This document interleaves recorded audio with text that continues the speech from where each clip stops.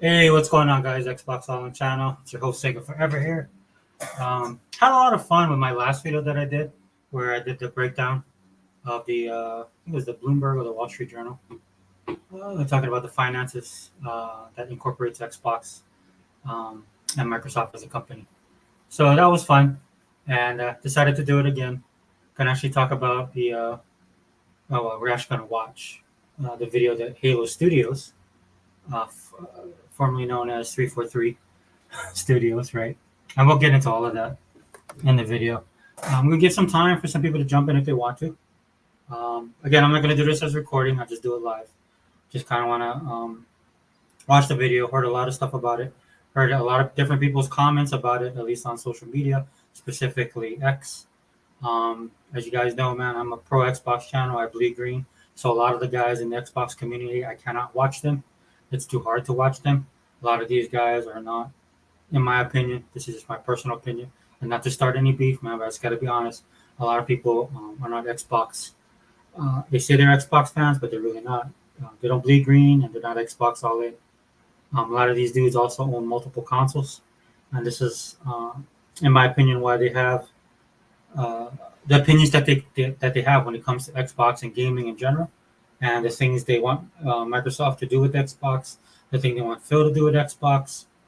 I don't deal with any of that kind of stuff, dude, which is sad because a couple of these channels I used to follow, but I just can't do it anymore, guys. Like I tell you guys all the time, every time I do a video, man, and maybe it's because I'm getting older, maybe I'm getting grumpier, but for me, dude, if you're gonna be Xbox, you gotta be Xbox All In. This is the title, or that's the name of this YouTube channel. That's why I named it that way, dude, because we are the all-in-one box. We are the all-in-one community. When I talk about Xbox, you know that it's coming from the perspective of Bleed Green, whether it is to praise, criticize, or just put out the information that Microsoft and Xbox gives to the community. I try and keep it as legitimate as possible. All right. And so, with all the news that's going on, man, and a lot of people talking about it, kind of wanted to give my opinion. Plus, kind of wanted to get into this video myself because I haven't had a time to really process it a lot. But already, like I said, when I hear some people talking, certain people chirping, and this is outside of even the Xbox community and the gaming community. There's a lot of people I follow. You guys know I'm a pop culture channel, Marvel fanboy, right? I grew up reading comics, collecting comics, playing video games in the arcade before even home consoles. Did all that stuff, man. Was a big nerd, and so my perspective runs the gamut of everything that we enjoy in pop culture, whether it be science fiction, whether it be playing board games, all of that kind of stuff, dude. That's just the way I am. That's just the way I grew up, right? And so it'll be interesting, man, because some of the takes I've seen on this, I wouldn't necessarily believe it's true, especially the source that it's coming from. And that's another thing you guys got to do. I don't think it's bad. Like I said in my previous video, it's good to go outside the box, get different perspectives, but you got to be able to kind of like sift through the weeds, so to speak, because a lot of these guys have opinions, but it's certainly from their perspective, right? There's a girl that I follow. I follow her closely. I didn't. I'm not saying I disagree with what she said when it came to Halo, but when I was watching her video and she was talking about Halo, and it's her opinion. She can have her own opinion. That's fine. But there's some things that she talked about, and I could tell she doesn't play. She hasn't played the most recent Halo games. As you guys know, man, like I said in previous videos I've done on this channel, one of the main reasons I'm on Xbox is because of Halo. Right? I'm a Sega guy. You know, guys, I told you guys my gamer tag Sega forever. I've been a Sega fan my whole life. In fact, I still am. That's the company I rocked out with the most. Hey, what's up, Daniel? Hey, welcome, man. Welcome to the show, bro. I'm just gonna run a really quick rundown of the Halo video that was released. I think it's like 6 minutes long. It's not that long, guys. I might stop and pause and do some commentary on it as I see fit to do it, which I think is better. So it just doesn't seem I'm just playing this stuff. I watch a lot of people that do reactions, a lot of people that do commentary on topics of the day. So I see that's what they do, and I totally agree and understand, because you don't want to just take something and try and make it your own. That's not what this channel is about anyway. You guys know I'm pretty opinionated. I try and keep it on an even keel, even though I kind of go off the rails sometimes, man. But I am also passionate about certain things.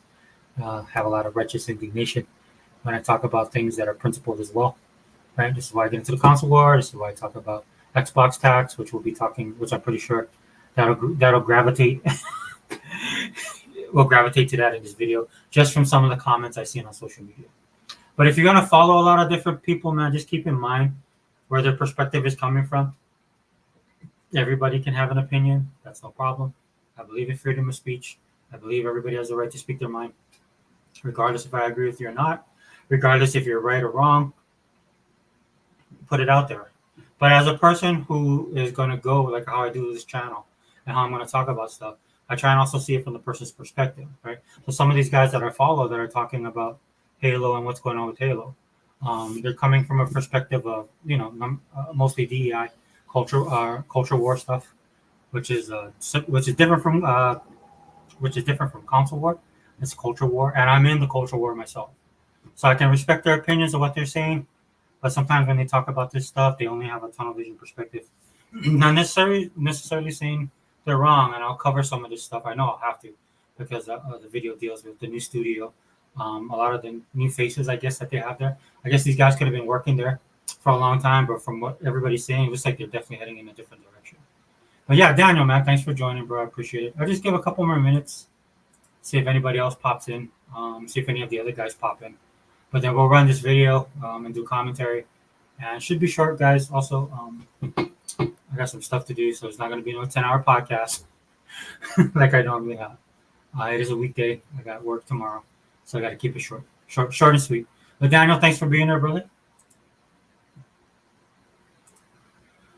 Just to kill some time, guys, if you guys have an Xbox like I do, and you guys love Game Pass and I'm subscribed to Game Pass like I am, and I do love Game Pass a lot. A lot of good games came out. Definitely recommend Sifu. That game kind of surprised me, especially coming from the Sony side. Right.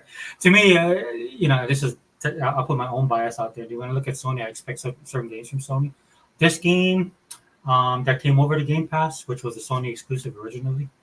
And that's a lot of these games are going to be like that, right? They're going to be games that are going to be exclusive but limited time only, for the most part, right? But I thought this game was going to actually stay on the PlayStation side, so it finally came over. Microsoft was cool enough to put it in Game Pass. Probably worked something out with the developers.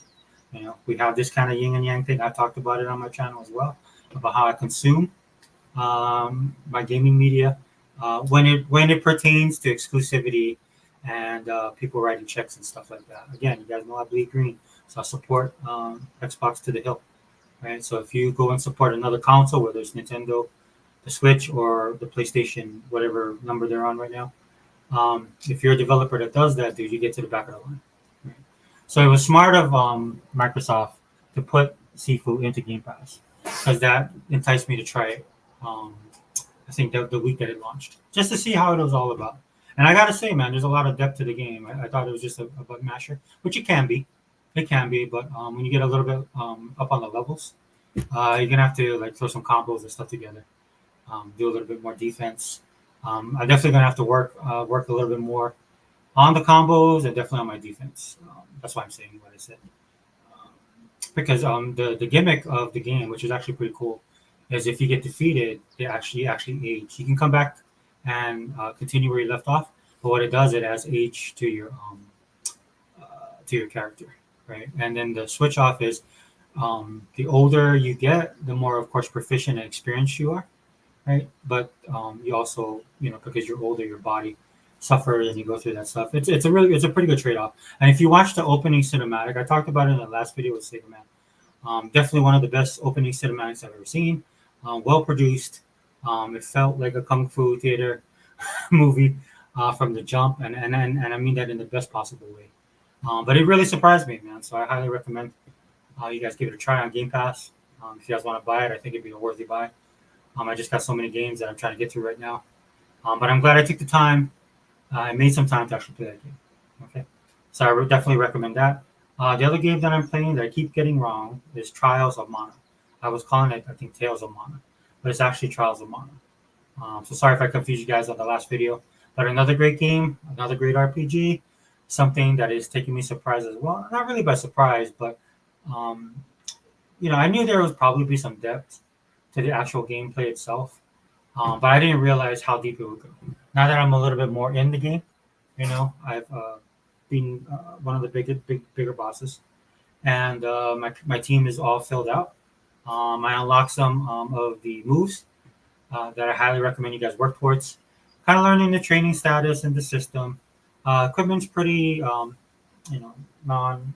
It's not complicated, but it's in the controls and the battles that I find myself enjoying the most. It also has it's a you have a 3-party team. It also has the ability to add other players into your team. You get to choose who your 3 players are. So I see what they were going for the replayability because all the characters are unique and they have different abilities, they have different skills, different powers, and stuff like that. So I could see myself playing this game. I could beat the game and still continue to play. Switching out the teams, using different players. Some people match out better with others. Some people you might like more than others, right?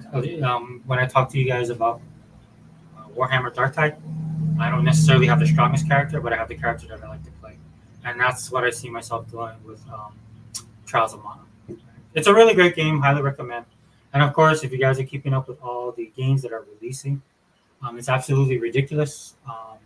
Even though Microsoft puts out a lot of games that are on sale, you're getting a lot of great deals. This week is no different. A lot of stuff is on sale right now. Um, Regardless of that, the thing that I find the hardest when I'm doing my gaming and stuff like that is time, right? I just don't have the time to play every single game. And it's funny because when I was younger, I would have dreamed of having a gaming industry like this. This is why I'm not like other people that talk down on gaming and stuff like that. In fact, you heard all the other guys talk about this too. You hear people complain about gaming, you even wonder if they're gamers. I've never seen a time like this when you've had so many games to play, so much variety, so many different ways to purchase your games with affordability. Of course, you guys know I always put up Game Pass. I still continue to do so because the amount of money you pay a month, um, you more than make up for it. Right now, I find it with Game Pass because they raise the price of people. With economy again, you guys know I talk about this ad nauseum on my channel. With the economy being the way that it is, a lot of people are a little bit more, um, they're looking a little bit more closely at their money and how they spend it. Right, and this is why you see some of the things that's going on in the gaming industry right now, right, where people are just like they're just like looking at every little thing because at the end of the day, there's a cost attributed to it, right? Again, the gaming economy, pop culture economy in general is based on disposable income. Of course, you have people that can afford to buy whatever they want. You have people in this world that have that money, that have that availability, that have that time. Um, but most of us are not like that. So you got to pick and choose, and I highly recommend, man, you guys do your research. There's a lot of fun to be had. There's a lot of ways that you can save money and get the gaming in that you want to do, and also to schedule your time properly, man. And then you can make the most out of everything. Shout out to King David. I was listening to his video and he was breaking it down. I want to shout him out because that's kind of where I'm going with this. Totally agree with him. Put your hobby. If you're gonna just because you play games doesn't mean you have to pay through the nose for this stuff. And also keep in mind the way the industry is built. You're not the only one buying games. You're not the only one supporting these developers. Sometimes developers they deserve to be supported, and sometimes they don't. I'll just be honest with you. You know, it's all up to you, man. And also one of the things I always tell people, man, use the power of the purse. You know, this is why I don't get caught up with all the stuff that people perceive as greed.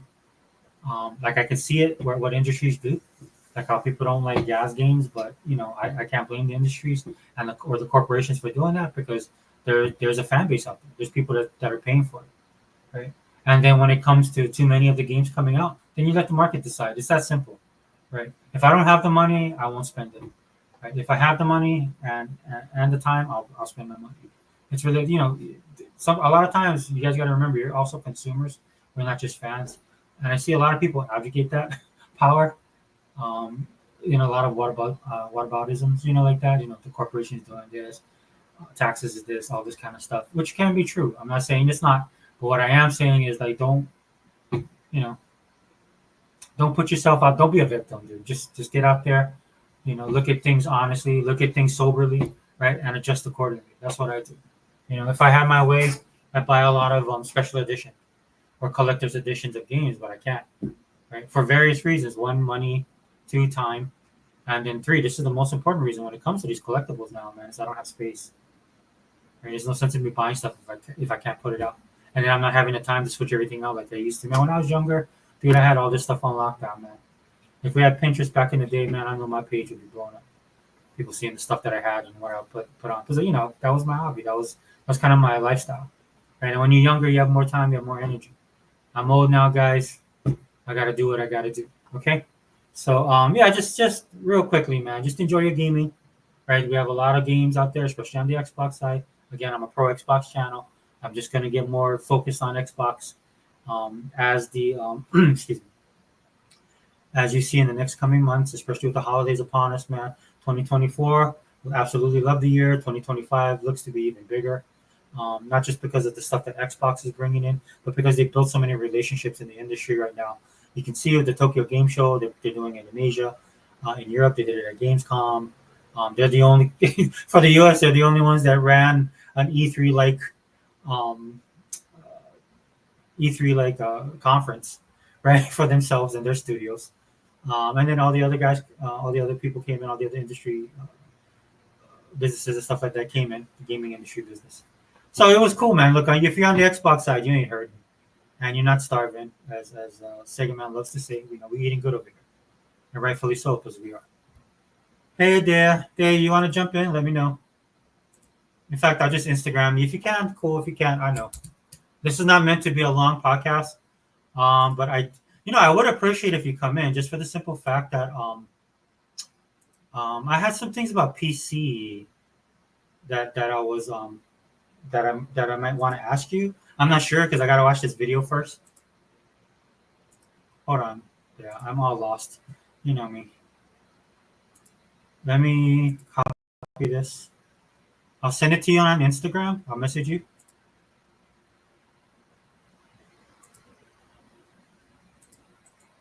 But I would like to know your perspective because I have no idea about game engines.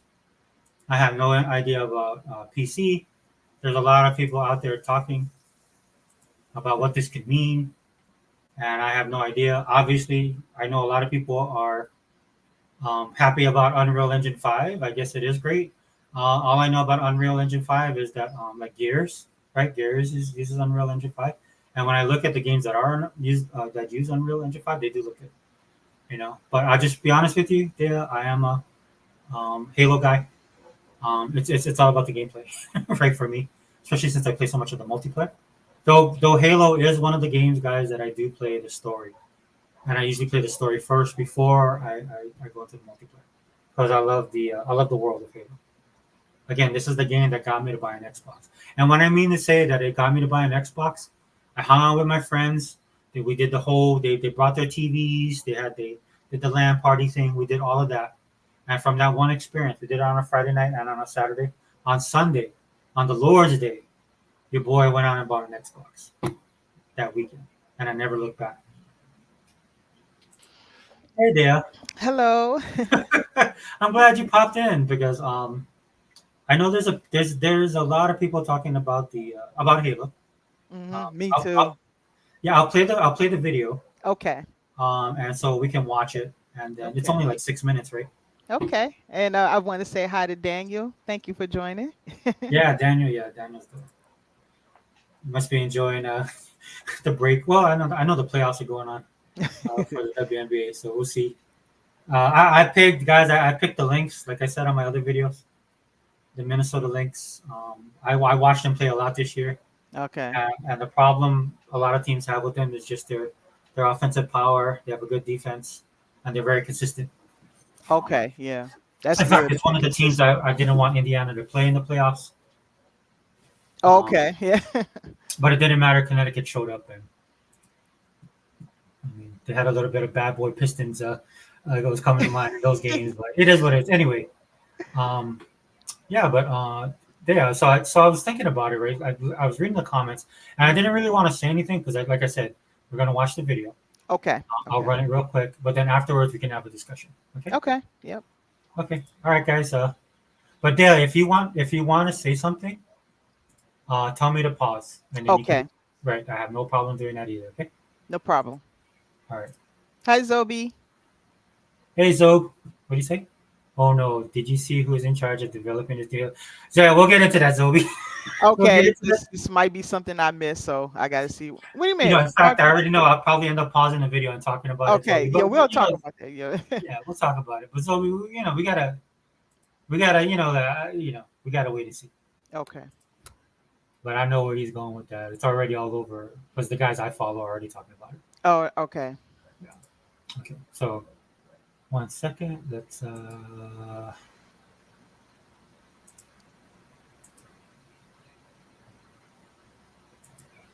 Sorry, my computer is, my internet at this time of day. Yeah.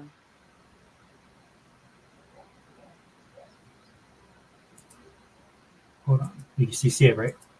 Yep, I can see it. All right. I'm gonna go full screen though, dear. Yeah, so you can get the other clutter out of there. Okay. Yeah. And so here we go, guys. This is the video that Halo Studios, again, formerly 343, called The Right. New Dawn. Chris Matthews, take one. Mark. This is Casey Wu, take one. Mark. I was told that I can just be my authentic self, Chris. For 6 years, I don't. Yeah, can you hear it okay?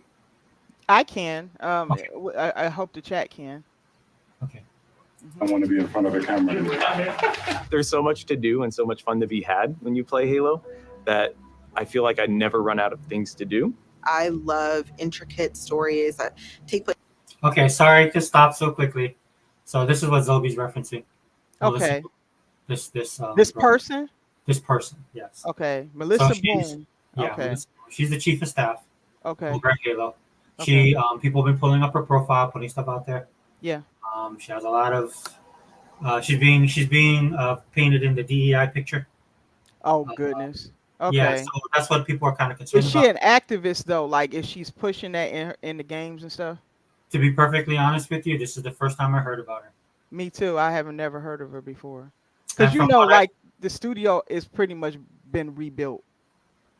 You know. Yeah, so I'm glad you're here, so we can talk about that. Yeah. 'Cause, Yeah. Again, and we'll watch the video, but Okay. a lot of the people that I follow, in fact, you'll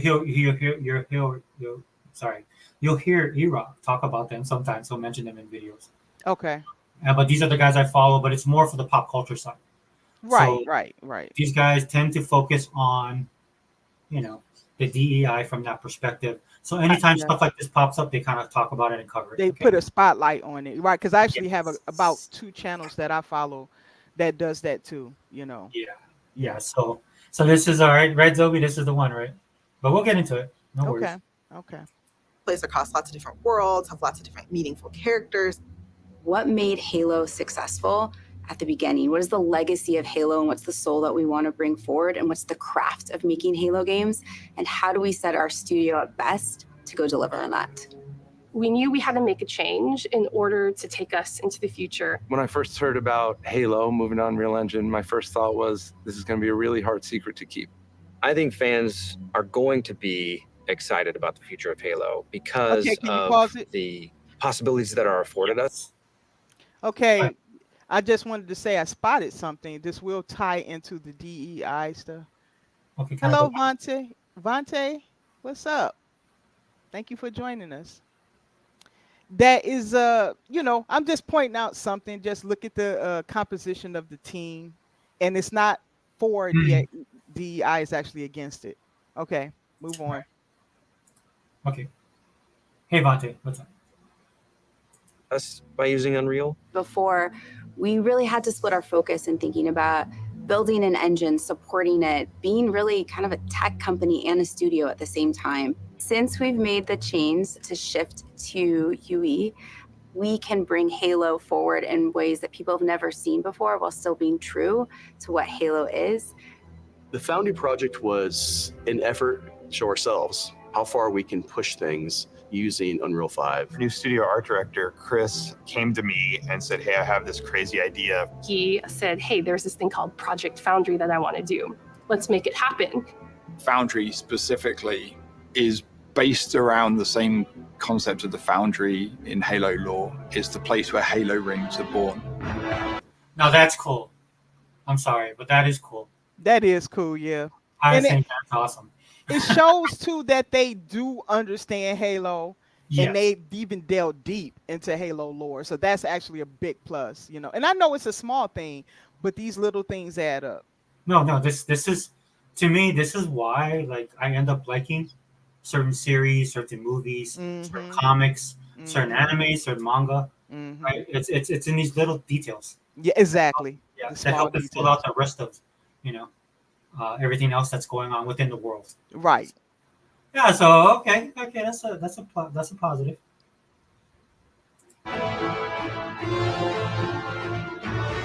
Look how beautiful that is. It's not a game, it's a research project for our studio so we can prepare ourselves for the next steps of making Halo games. Okay, pause that, please. Gotcha. Okay, Ooh. so look at how beautiful That is nice. Now, I want to add some context to what that guy just said.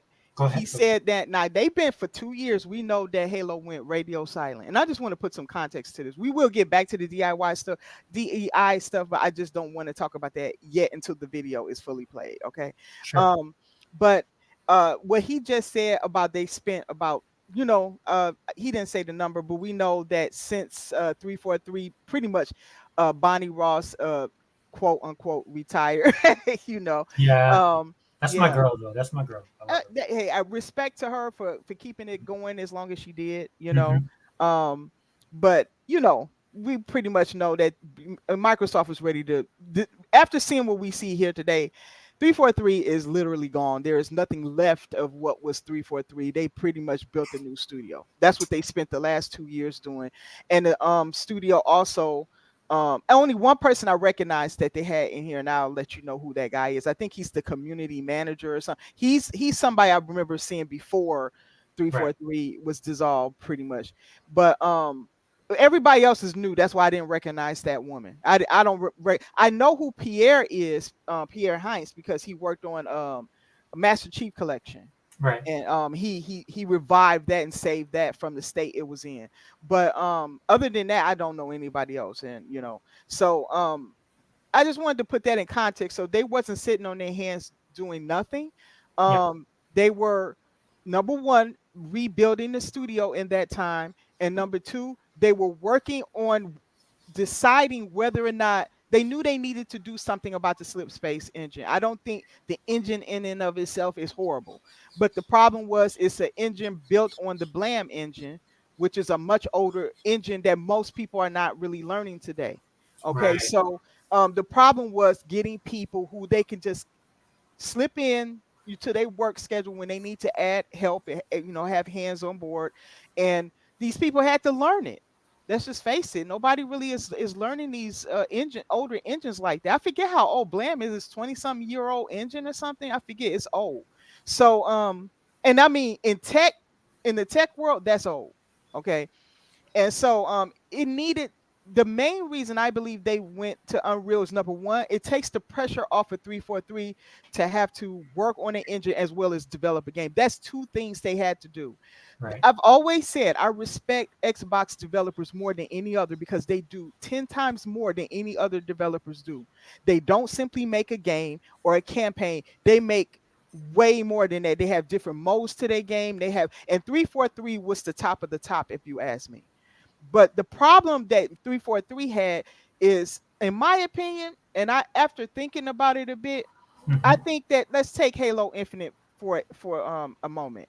I think that imagine how good Halo Infinite did come out. People don't realize this. The gameplay is stellar. If anybody never played Halo Infinite, please, you will see the gameplay is fantastic. Nobody ever complained about that. The campaign was great. I love the lore of Halo, and that's my number one passion is the lore of Halo. So I fully enjoyed what was going on in the campaign, and 343 could do both. They could do campaign, they can do multiplayer, they can do co-op, they can do Forge, they can do all the different modes in Forge. They was stellar. Very few companies could do what they do.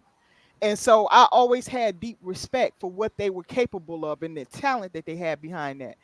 But I think that they had too much. Bonnie Ross was doing the job of 3 people, because now you know that they split her job into 3 separate departments. Right. Heinz is taking up only one of them. So she was doing 3. And then when you look at what 343 had to develop and all the different things that they put in their games, even creating a tool set for gamers to make a game within the game, that was a lot. And then on top of that, they added on, now you have to create another engine.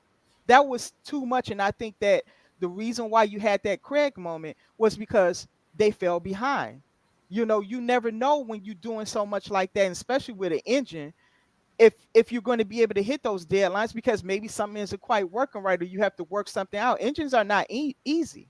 Not everyone can even do those. So I believe that was one of the fundamental problems of that. And number 2, because they needed more time, Microsoft didn't grant them more time. They didn't have as many studios as they do today, and they was much more reliant on Halo getting out there, because you know, despite what people say about Halo, it is a $1 billion franchise. It sells like hotcakes, no matter if you have accessories or if you have merchandise. It does not matter. Halo is big. It makes a lot of money. Okay. I'll tell you this. Oh, I'm sorry. Go ahead. Go ahead. Oh, no. I'll tell you this much. I like what you're saying, because it's leading me to, at the end of this, I think I'm going to have a massive rant about all of this stuff going on. Because when I was listening to people in our community, quote unquote, our so-called community, it was really they were really pissing me off. So I'm glad you're flushing this out, because it makes me feel more confident. In that rant I'll probably give at the end of this video. So go ahead, Dale. Sorry. Yes, I just wanted to kind of put things in perspective there, because people will make you think that Halo Infinite was a bad game. It wasn't. It was what, an 87 or something like that, almost a 90 when it came out. And keep in mind, it was feature incomplete. They could not put all of the features in there, because 343 puts a lot in their games. Forge, all the different modes in Forge, multiplayer, co-op, split screen, you name it, they do everything. So they were asking too much of the studio, I believe, at that time. And on top of that, an engine too, you know, it was just too much. So go ahead. I'm sorry. You know, Xbox tax is real. Yes, it is. Right? Yeah. Now, Nintendo, Sony, any other studio out there, used to be Bethesda could get away with it until Microsoft bought them. Yeah, not no more. Not anymore. Yeah. Right? Because everybody else, there's other companies that do this, right? Right. Except when it comes to Microsoft and Xbox, right? They get no pass. Right. This is why the tax thing is such a big thing, even to this day. So I agree with you, right? They had to put other stuff in there. Even the only problem I had with Infinite, excuse me. The only problem I had with that game was I could see that they were trying to make Halo relevant to a younger audience, which means they were looking at the Overwatch crowd, they were looking at the Fortnite crowd, and I was looking at that because, again, I'll bring up the cat ears. I wasn't really happy about that.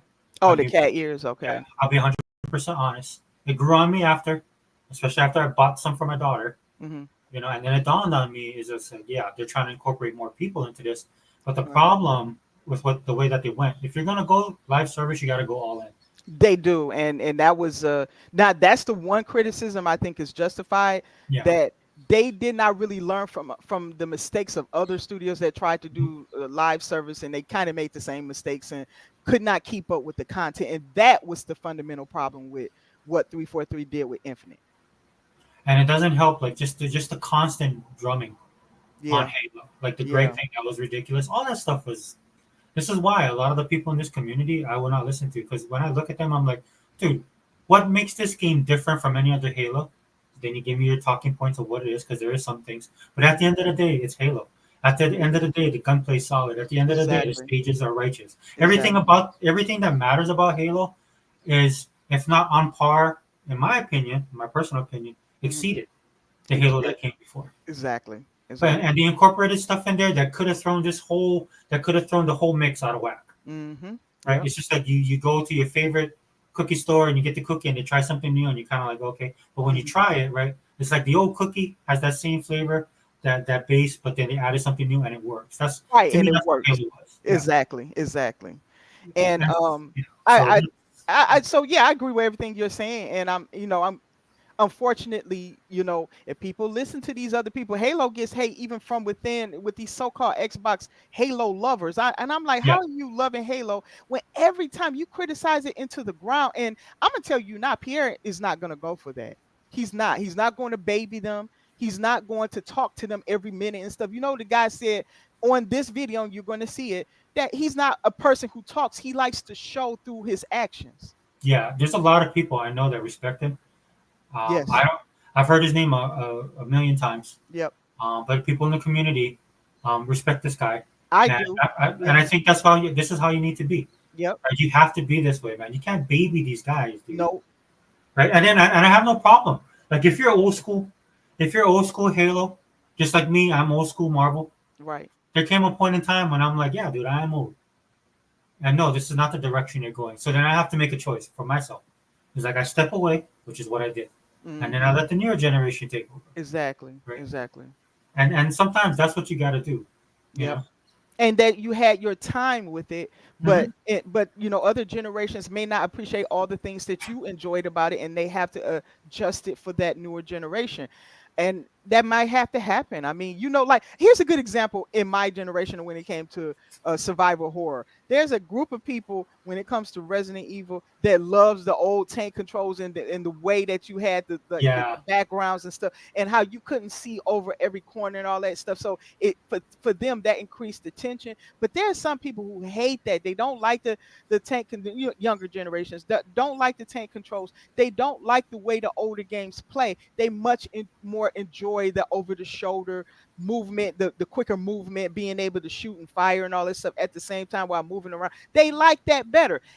There is not a right or wrong. It's just a generational thing. And what some of the older generation Halo gamers have to understand is that Halo, if it stays relevant, it will have to evolve. But what they need to do is to help Halo to make that balance at keeping what was great about Halo, but while letting it grow a little bit, letting it come to, you know, grow a little bit more modern. You know, it can't just stay where it's at. It just can't. It has to grow a little bit. And I'm telling you, after we watch the video, I'll tell you what the solution is. They've come with a solution. They've told you what the solution is, but most people are missing it. And I'll tell you after the video. You know, it's funny because Microsoft doesn't get the credit because they didn't throw the baby out with the bathwater. Mm-hmm. They tried to have a happy medium. They did. I felt that. Again, love his character, love his story. Mm-hmm. When a lot of people were complaining about it, it really made me question a lot of these guys, so-called people who are into the narrative, right, and storytelling. Because I'm like, dude, if you're into the narrative and storytelling, some of the stuff that you're saying just doesn't make sense. Right. Exactly. But again, we'll cover that more. We'll continue, guys, real quick. That looks amazing. Incredible. It's so good. The lighting is what impressed me the most. The detail. The oh my gosh. Oh, look at that. Oh. The original Halo franchise was a graphics showcase. It was best in class. That's what Halo was when it first was released, and that's what Halo needs to be again. Okay, can you pause it again? I'm sorry to ask you. No, pause. I'll pause as many times as you want. Go ahead. I just wanted to say, you guys have just heard what the goal is for Halo moving forward. It's to be best in class. They want to show you how good it is by visuals and everything else. And this is what they spent that 2 years doing. Figuring out if Unreal Engine is the engine they can use to propel them forward. And apparently they agreed that it does. So now they've settled on it. And what you're seeing is real assets that they brought from other games and improved upon. So in some cases they created, like the Blight world. I don't ever recall that. So yeah. Yeah, it looks amazing. I'll say that much. That looked really good. Again, I don't know a lot about engines and all this kind of stuff, right? But on the surface, from what I'm seeing, it looks amazing.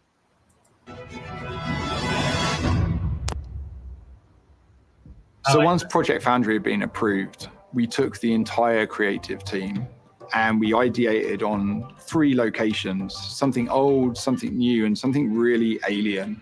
We had the Pacific Northwest, which is sort of traditional Halo biome. We were trying to shove as much foliage in there as humanly possible to make it really feel like you're on a hike in the, Cascades. The Coldlands, which was the second biome that we took on, it was more of a technical showcase where we could play with shaders, we could play with deformable landscapes and terrains. Wow. Look at the Unreal reflections, affords the us more lighting. opportunities That's than we've what ever impressed had me. in the past. You know, on the surface, it might just look all like snow, but how many layers of things combine to really give that winter look? And then our third biome was the Blightlands, which is any land that's been completely That taken looks over by the flood. I incredibly wanted to give our disgusting. team the opportunity to really You know, this is so Microsoft, right? With the details. Yes, yes, That looks amazing. it This does. is what do they call it? UE5? Yeah, yep. Is that the slang? UE5, yep, UE5. That's the short term for it. Yeah, That's the short term? yeah. Oh, you PC guys. And I'll tell you, there are some drawbacks to Unreal Engine 5, and we'll talk about that too. So we have, like, we want the chat to know everything, the good and the bad, and you know, and so that way, we'll know what to really expect with them switching to this engine. You know. All right, cool. express an alien world, a really alien world, taking something way further than they may have actually done in previous Halo games. What's impressed me about watching the Halo team work in Unreal is how beautiful everything looks, how incredible the environments look. I don't think we've seen anything quite like it in Unreal Engine before. Fortunately, we have a studio that's really passionate about Halo, about the look and the feel, and you know, I think there's a lot of hunger to really collaborate, to move forward together. Foundry was an initiative that touched on every part of the creative process, everything from concept art, VFX, characters, vehicles, and weapons to make the future games of Halo. Creating an asset, taking this design. Now we can really dig into material foundations. What is it actually made of? How is it physically accurate to the world? Now we get to take all the wonderful legacy assets that we have, and this is not bring them to life, and bring them to today's standard. Yeah, I mean, like you said, right? It's, I mean, they look. This is interesting. They look like they're ready to prove themselves. Yes, they're ready. They're eager, and they understand they have to get, because again, this team is different. That's this is something you're not hearing in a lot of podcasts. You will hear it here. Is that this team is not the same.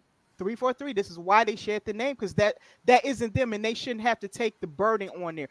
You got some places out here saying, well, 343 can't just change the name and all that. They're not the same people. Do they even know who they're seeing? I know who was part of 343. I'm not seeing any of them, with exception to one guy, Pierre Heinz was working on MCC. I know that because I knew him from there.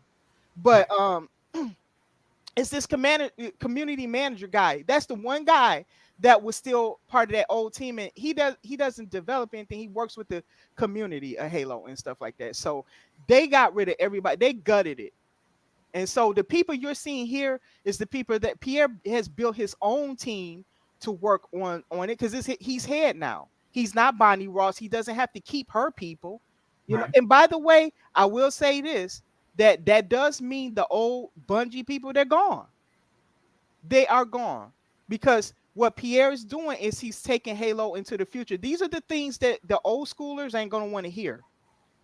I mean, I'll be honest with you. I'm looking at this video and I just feel old. I feel ancient. You know what I'm saying? Because they do look new. They look fresh. Do you recognize any of them? I know if you're a Halo fan, you probably kept up with 343. Do you recognize any of these people? No, because even when 343 came back under Bonnie, so I know more from the Bungie 343. Right, the Bungie, yeah. And then the dude that was running this, I mean, I know that he went to, I think he's with Amazon right now. He's with Netflix. Oh, is it Netflix? I don't know. Yeah, he went to Netflix. And I know who you're talking about. He was part of Bungie. Yeah, then that's he was a carryover from Bungie. Yeah. Yeah, because he's he's the creative. Source. He wrote Halo books and stuff. Yeah. Yeah, so he was deep in the lore. Yeah.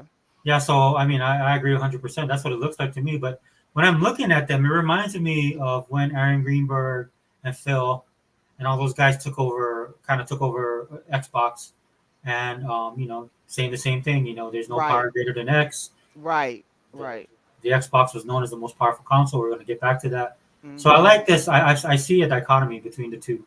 Right. And I like it. I like the look. I like the feel. I like a little bit of the attitude, because let's be honest, they were probably taking all that trash for 2 years. Yes. People, right? Exactly. And the thing that I hope that the chat understands. I don't know, like, if you guys are even into Halo, or if you just want the franchise to do well because of what it did for gaming. But these people deserve a chance. They are not 343. In that, only thing I think that's still there from 343 is probably just the developers who did the work. But the leadership is all changed out. So, you know. Okay. We'll roll it. Look at that. Oh my gosh. And that's a Halo. We are really a Master excited Chief to from Halo CE. That's the crazy. Projects, but also expanding our studio. As a lifelong Halo player, I think the game's only going to get better when we get those new, unique perspectives and people bring in their expertise and the way that's the guy. for Halo That's the franchise. community This guy, manager. yeah, he Yeah, sounds that's like him. talent. Yeah. he sounds like a community guy. Yeah, he's the one. He was there. He's been there for years. So he's been with Microsoft for a long time. I mean, my spidey sense is kind of tingling, right? He's like bringing those new experiences. Yeah, he's excited, but they all should be. It's a fresh start for Halo. They got. I don't know how big Halo Studios is going to end up being, but if they got multiple projects in the works, oh my gosh, you know. That's what I heard. That's what people are saying. This is not just like they don't know what the project. They don't know what individually exactly what's going to be brought forward. But all I keep on hearing is multiple. It is multiple, and they stressed that in I think it was an Xbox Wire article where they kind of fleshed out a little bit more, and they was trying to tell people that what the purpose of this VidDoc was, video documentary, is to recruit new people. They need more people. Yeah. So that's what they said, and to let people know that 343, you know, that they're now Halo Studios and that this is the direction. So this is what this was all about. I mean, I know, like, for a lot of people, if I mean, Microsoft is using a lot of contract people. I work for a company that uses technically company. Organization is a better way to put it. That deals a lot with contract work, and you know, those contracts, the time they put on contracts actually mean a lot. So when you miss milestones or you miss certain points that you're supposed to be, man, that affects everything. Exactly. But it sounds like they're going to have their core in there. They're going to, like you said, build from the ground up. Right. And I think you do need that. I think you do need a steady group. Right. And that's what they're doing. And obviously it may be multiple cores because it may be one group is working on a different game. They said studios with an S. So that, you know, they said, well, it's going to be multiple projects. So if that's the case, well, they're probably going to they can't all work on the same thing and do multiple. So they're going to be splitting off and having probably multiple cores that's working on one type of game or another. We don't know, you know, maybe a Halo Wars 3 or something like that. We don't know, you know, so, you know. And for all you guys out there, all you haters, bro, thinking that Microsoft was just going to get rid of Master Chief and Halo, dude. It is synonymous with Xbox. It's their mascot, their identity. They can never get rid of Master Chief is going to be 100 years old, still representing Xbox, just like Mario is. You can't. Just like Phil said in the video when you were talking about the history of Xbox. He's like, if it wasn't for Halo, we wouldn't be here, and that's 100%. Exactly. So just to put it in perspective for you guys, right? It's just like if you telling me that Master Chief and Halo won't be affiliated with Xbox anymore. It's like you telling me McDonald's is going to get rid of the Big Mac. Exactly. That's their identity. Exactly. Yes. So slow your roll, all you guys out there. Getting a little bit chirpy. Okay. As the projects that we're working on kind of get further and further into their development cycles. And it is great to be part of a team that's growing because you can kind of see that force multiplied as people come in and take on challenges and you can do more. Imagine a place where you have Man, look at all that diversity. I just had to throw that out there. commitment that this is what we want to do, Halo games, and create those experiences. And you can express your talent, your creativity, and your professional ambitions in that place. We're looking for designers, we're looking for artists, we're looking for engineers. It feels like a new beginning for the studio in a lot of ways, and I think that's pretty rare. And I think we arrived now at a point where you see the beginnings of people to start to believe in the process. There's so much momentum that we have right now and focus and clarity on not just what we're building, but why we're building and kind of this next phase of Halo. The worlds that we're building, the stories that we're going after. The potential at Halo right now is huge. Halo Infinite was the last remnants of how we made Halo games in the past. That was our recipe. And what we're doing right now, we're changing that recipe. Awesome. That was nice. Hold on. We gotta go back. Remnants of how we made Halo games in the past. That was our recipe. And what we're doing right now, we're changing that recipe. Number one, this looks amazing. That does. Well, people, they was like crapping on that because obviously it's not going to look as good as the Halo Infinite design because that's a more modern design. But this is Master Chief from Halo CE, and it's not, you can tell they can do more to it. It's again, this is a video doc meant to recruit people to join the studio. Right. Well, for me, when people were complaining about the armor, I was like, well, obviously you guys haven't played a lot of the games because there's all types of armor. It is, yeah. And for the same reason they were complaining, there's armor that they have that I did not like. Because to me, it is too bulky. Okay, yeah. I mean, but it's not because I was like, it was some kind of, in my opinion, why they were saying, you know, they were tying in DEI and masculinity and femininity and stuff like that. Oh, no. For me, it was just like, no, I just don't like the bulky armor. It does look a little bulky, yeah. Yeah, unless it's ODST where you have people, right? The body shapes and stuff matter because you had a team, right? Exactly.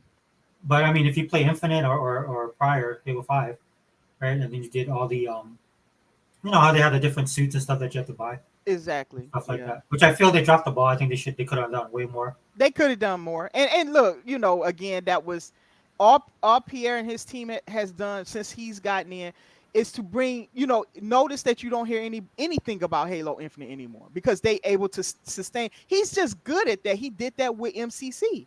He kept MCC and expanded on it and all that. So that's why it's you know, obviously they no longer working on it now. They announced when they were moving away from that, and you know everybody kind of celebrated MCC's final hurrah, and then they moved over entirely because you know Pierre Hines had a promotion here, and he brought the people from over there over to now Halo Studios. So, but I think that the as far as the armors is concerned, what people got to understand about the story is that there's an evolution of the armors, and and there's a story all behind the armors, even how they first tested out the armor in a horrific way.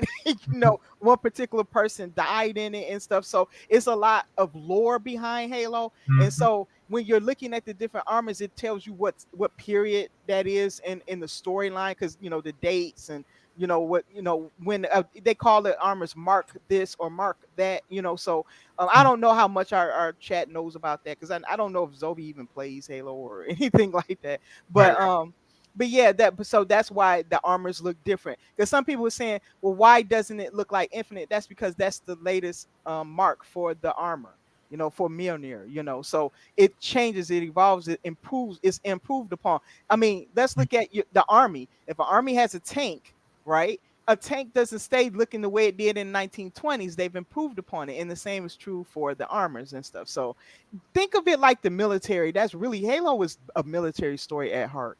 Oh, don't even get me started. My friend gets mad every time he sees Halo. Does he? Why? Well, because he's prior Air Force. Oh, okay. So the Halo, because he's the Master Chief, right? They go the Navy route. Right. Which in reality, if this was real life, just saying, right, the Air Force would be running all this, not the Navy. But it's easier for people to understand fleet, ship, right? Yeah. Ranking system in a sense, right? And plus they tagged the Master Chief. Yeah. Right. So but if we were going out into space exploration and all this stuff, that would be all the Air Force. That's why the Air Force, Space Force is associated. The Space Force, right. What people don't understand about the Air Force is that not only are they over just flight and all this stuff, they always, like most astronauts are former, they served as flight attendant, pilots and stuff. I'm sorry. Very, very engineer tech heavy.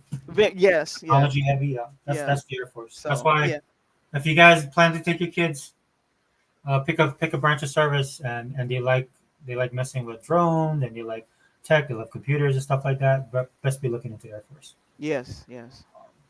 I mean, the only problem with the Air Force, guys, is it's the smaller of the branches. It is. In fact, the Navy has a bigger Air Force technically. That's what my brother served in the Navy. He worked on submarines and stuff like that. Yeah, me too. But I was on the Admiral staff. I was a yeoman. Oh, okay.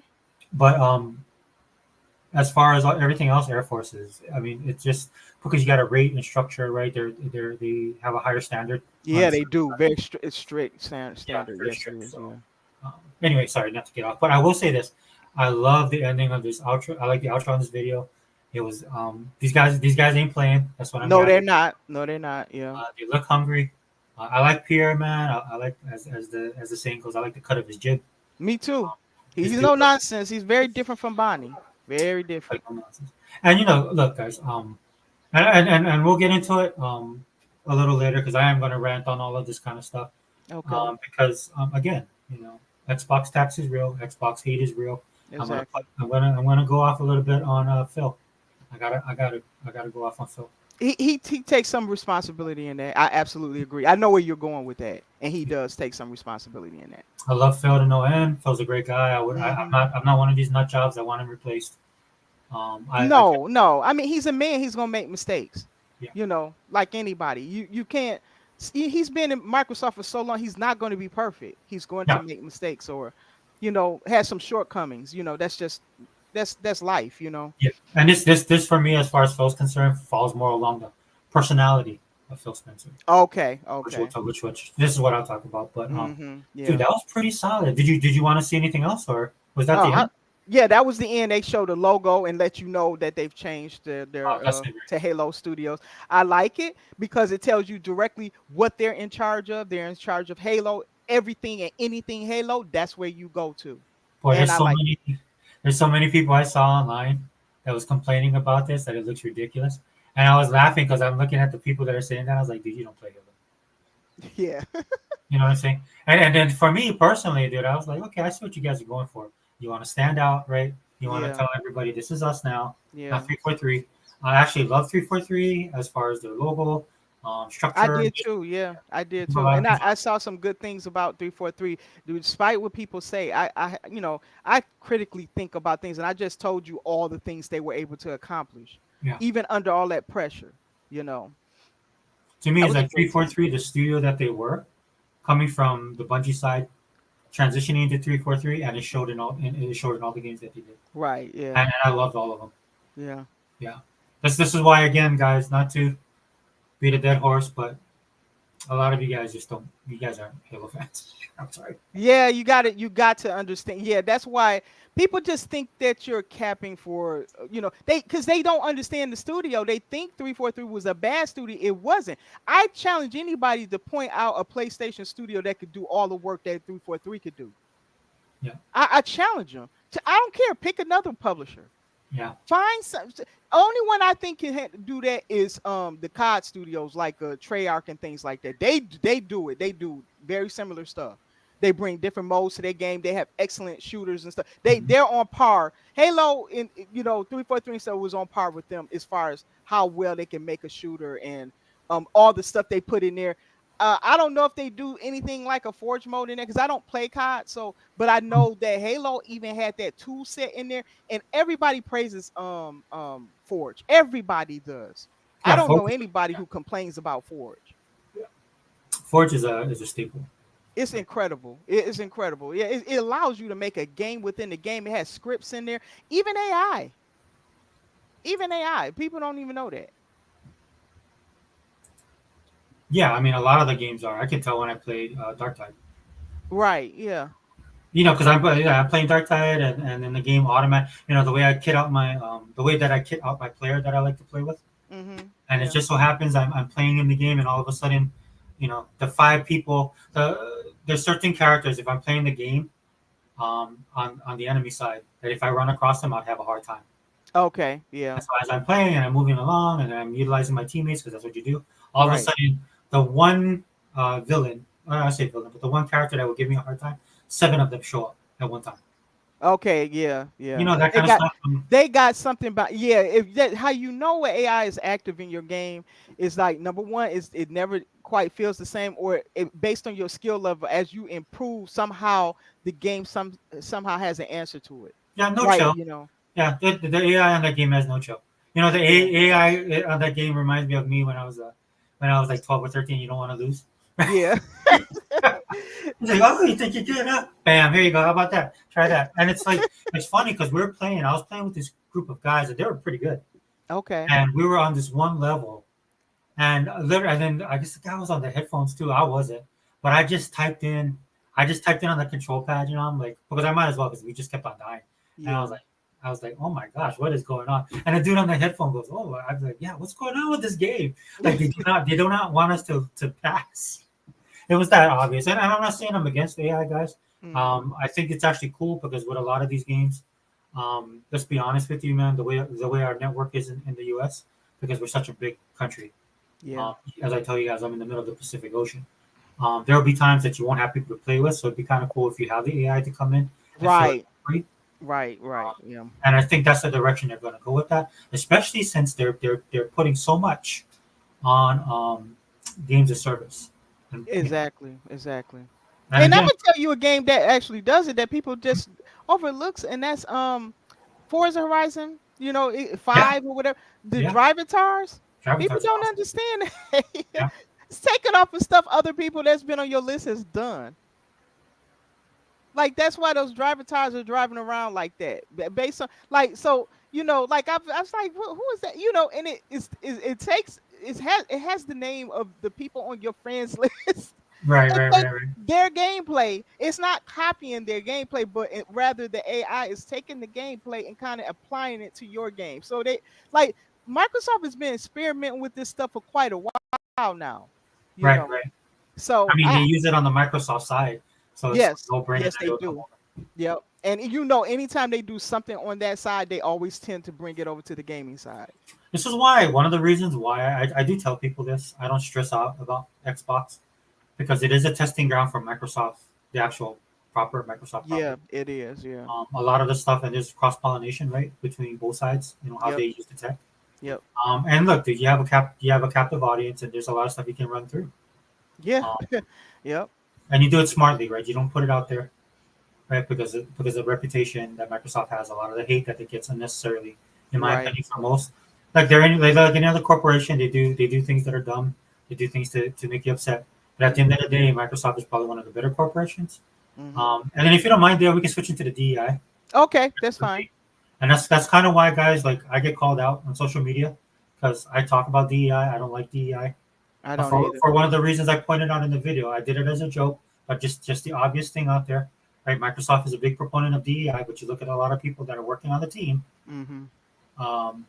who they are, ethnicity, background. You can kind of get a feel for the people, right? And that's the way it is. And for me, I don't care.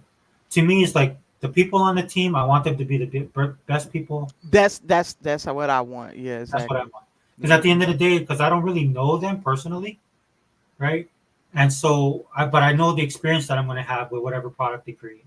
That's the only way that I'm going to know them. Right? I think that's a lot of things that's wrong with our pop culture in general. Because people want to know these people, or these people want you to know who they are, and we're like, no, we don't want to know who you are. We don't care about you. And also, just quit inserting yourself in every cartoon and every movie. And so we don't want to know about your life. We want to get other stories and stuff. We don't care about you. You know, that's the problem. They got to make themselves the focal point all the time.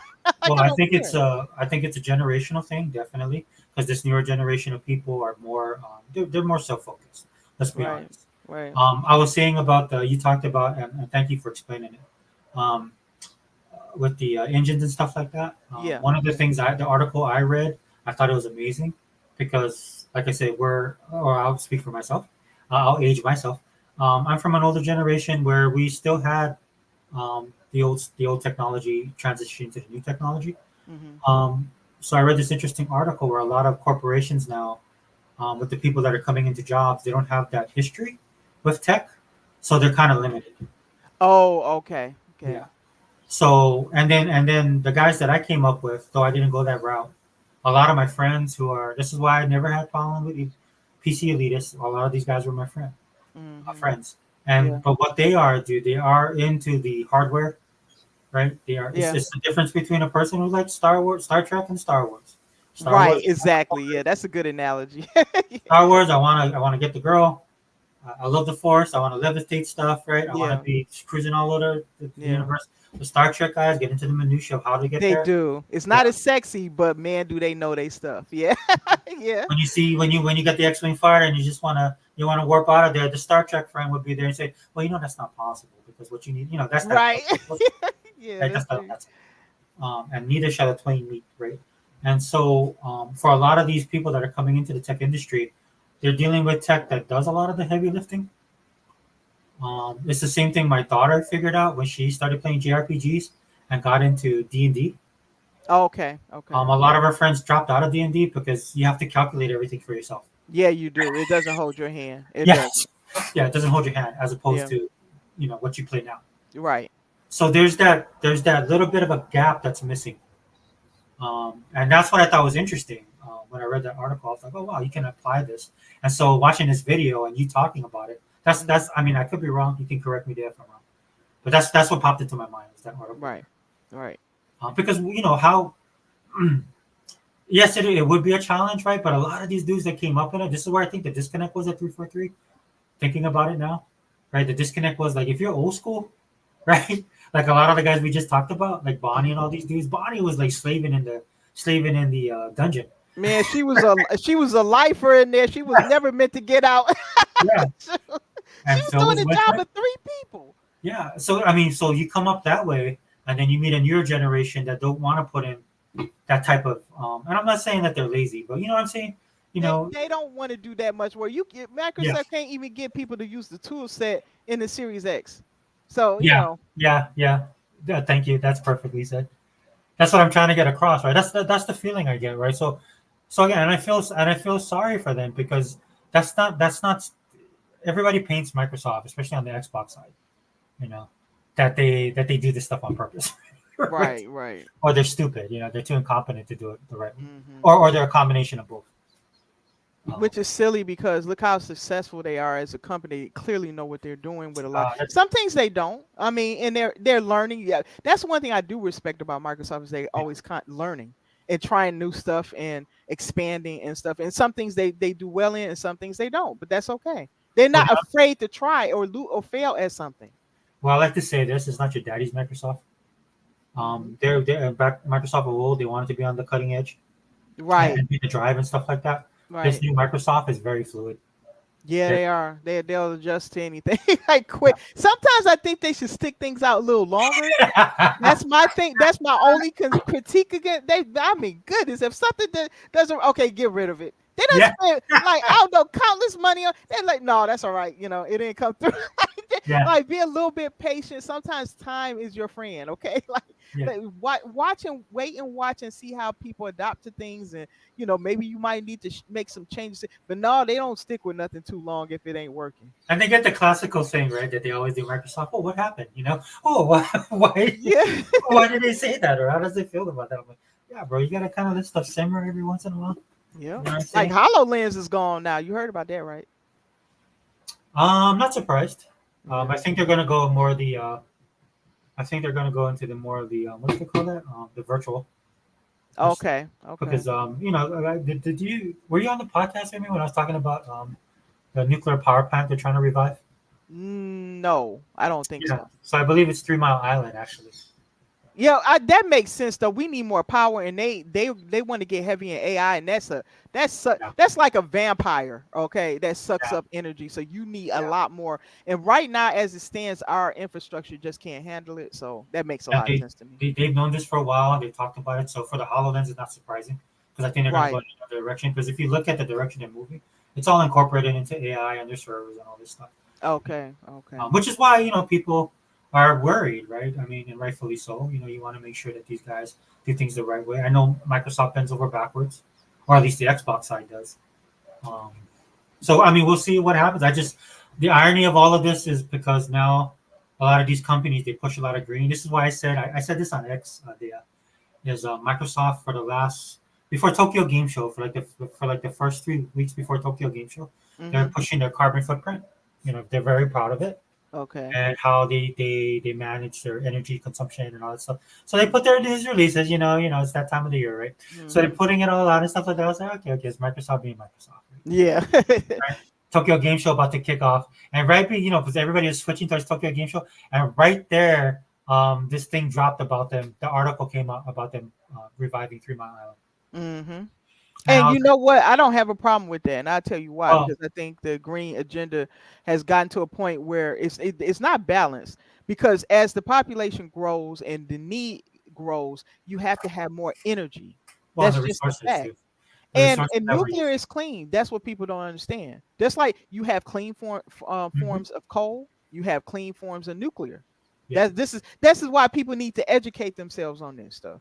Yeah, they won't. But it won't matter at the end of the day because it's not just Microsoft, it's Amazon, it's Apple, it's all these. They all want it. You know, that's why it's gonna happen. They all want it. They need it.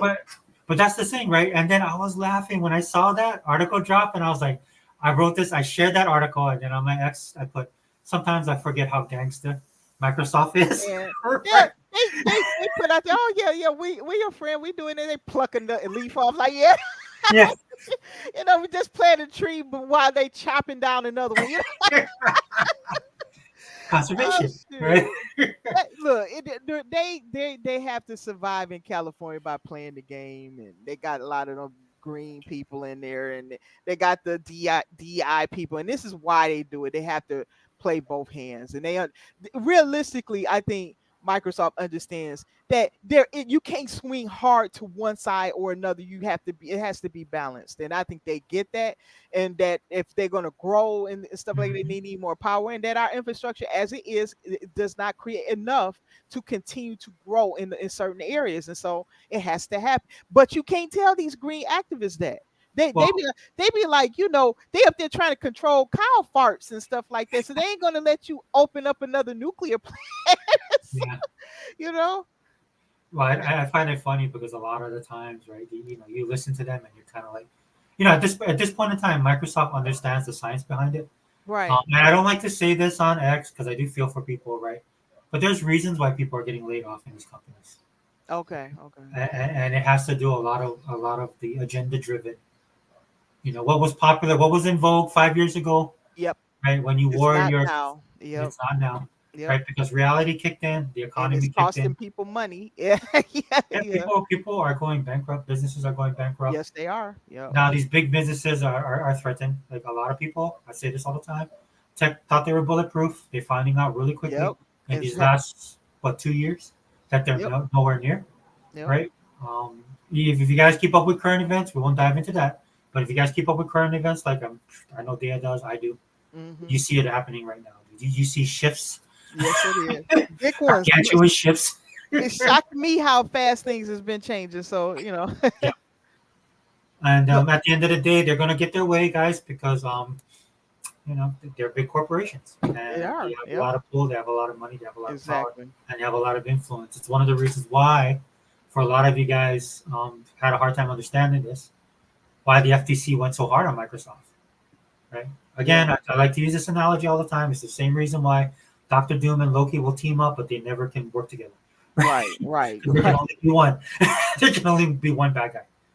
And so you had these two behemoths go at each other. Right. And, with Microsoft being Microsoft, and the fact that the government is absolutely hopeless. Yeah. It's unfortunate. If I was a betting man, I already have my money on Microsoft. Yeah, because no government is even good. So there's a reason why people have those high-ranking government jobs, because if they really were that good, they'd be working for corporations. That's true. They'd be in the private sector because they'd be making more. They have more accomplishments. Yeah.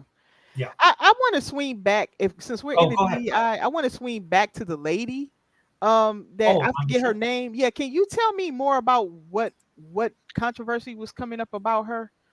Let me see if I can find her. I know she was in the beginning. I'll bring the picture up so we can. Oh, right here. Okay. So Melissa Boone, again, she's the chief of staff. Okay. So what a lot of people do, right, is they'll go and they'll look at their profile pictures. Yeah. And these guys, like I said, they wear their colors proudly on their profile pictures, right? Right. And so she has a lot of the checkbox activist kind of stuff in her bio. Now, does that translate to her being an activist? I have no idea. From the little that I know of her, like if you listen to this part here, I'll play it real quick, okay? Okay. Just what she says here. I know it's a short clip. Let me go back. Sorry.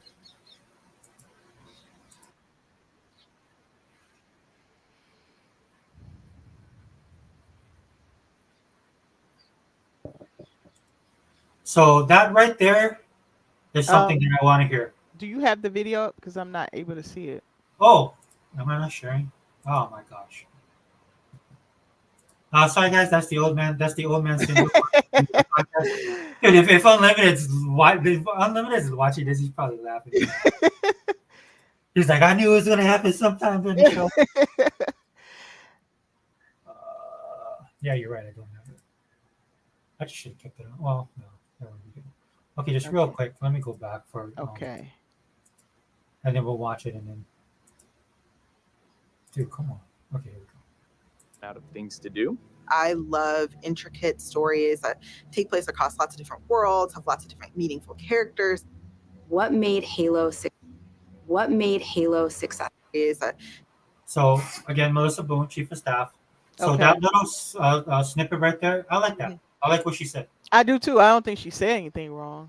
Yeah, that sounds to me like a fan because that's the way I think. Right, right.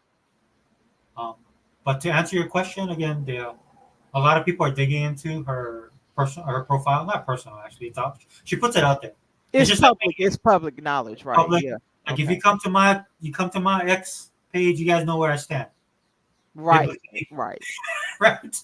Biblically, like you're gonna walk away from my profile knowing what I believe, my politics, all of that. I lay it all out there. So I'm not gonna cry when people come at me. Right. Right. Right. So what people are doing, they're looking at her. Let's be honest, they're judging. But they're looking at her profile and they're coming to the assumption, if I'm being honest, that she could be an activist. And look, dude, if it walks like a duck, quacks like a duck. Yeah. I mean, look, I put it this way.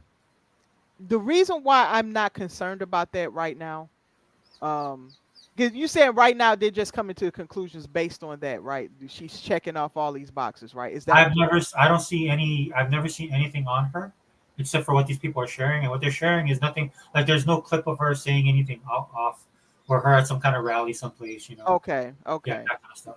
Okay, so what I'll say about this is that number one, if Microsoft, they're a tech company, and we know a lot of people in tech are younger, and we know a lot of the younger people are DEI. I'm sorry, DEI. I don't know why I keep saying it, but yeah, DEI type people. Not all of them, but some of them are. But I tell you why I'm not as concerned about Halo based on what I'm seeing. I cannot tell you I know this woman. I don't. Again, this is not the old 343. Many of the people are new to me, so I have to get to know them. But number one, we saw a lot of men in the team. We saw a lot of white men in the team. We saw a lot of white people in the team. We saw it was very little diversity. And so if that's the case, they're doing the complete opposite of what you would do if you were going to be pushing agendas.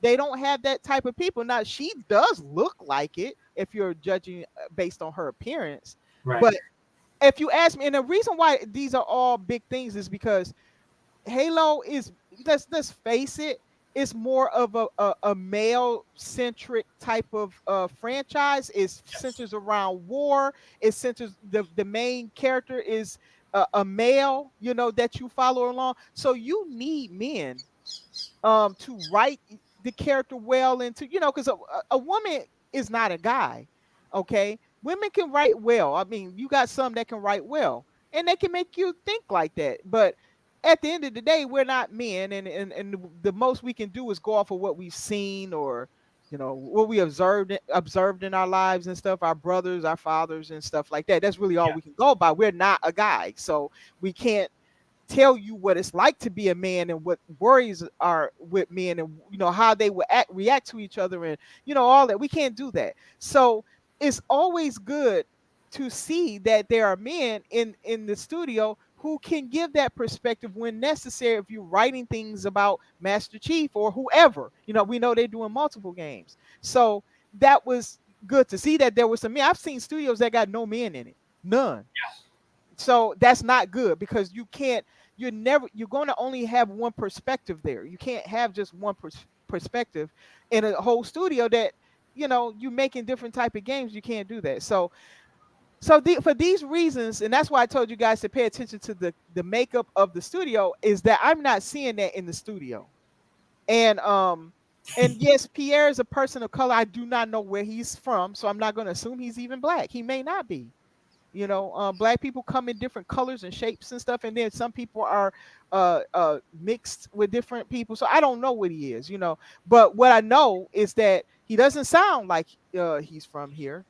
He has an accent, one I don't recognize, by the way. And you know, and he just, you know, he doesn't seem like he made his team just for everybody to look like him. He didn't do that. So to me, it seems like he chose people, or they picked people based on their talents. Just looking at what he has, you know, I don't know all those people, but you know, I'm just making an assumption. Number one, because they have something to prove. Number two, it would be silly for him to do that because everything is on the line now. They can't afford to make a mistake.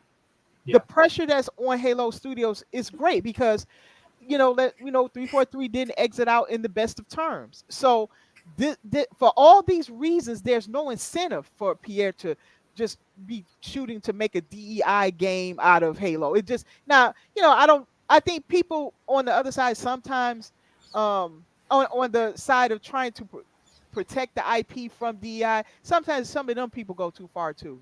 I say wait, let the new team Halo Studios show us what they do. Again, Pierre's the type of who ain't here. He's not going to tell you anything. He doesn't talk a lot. He's not even comfortable talking in front of a camera.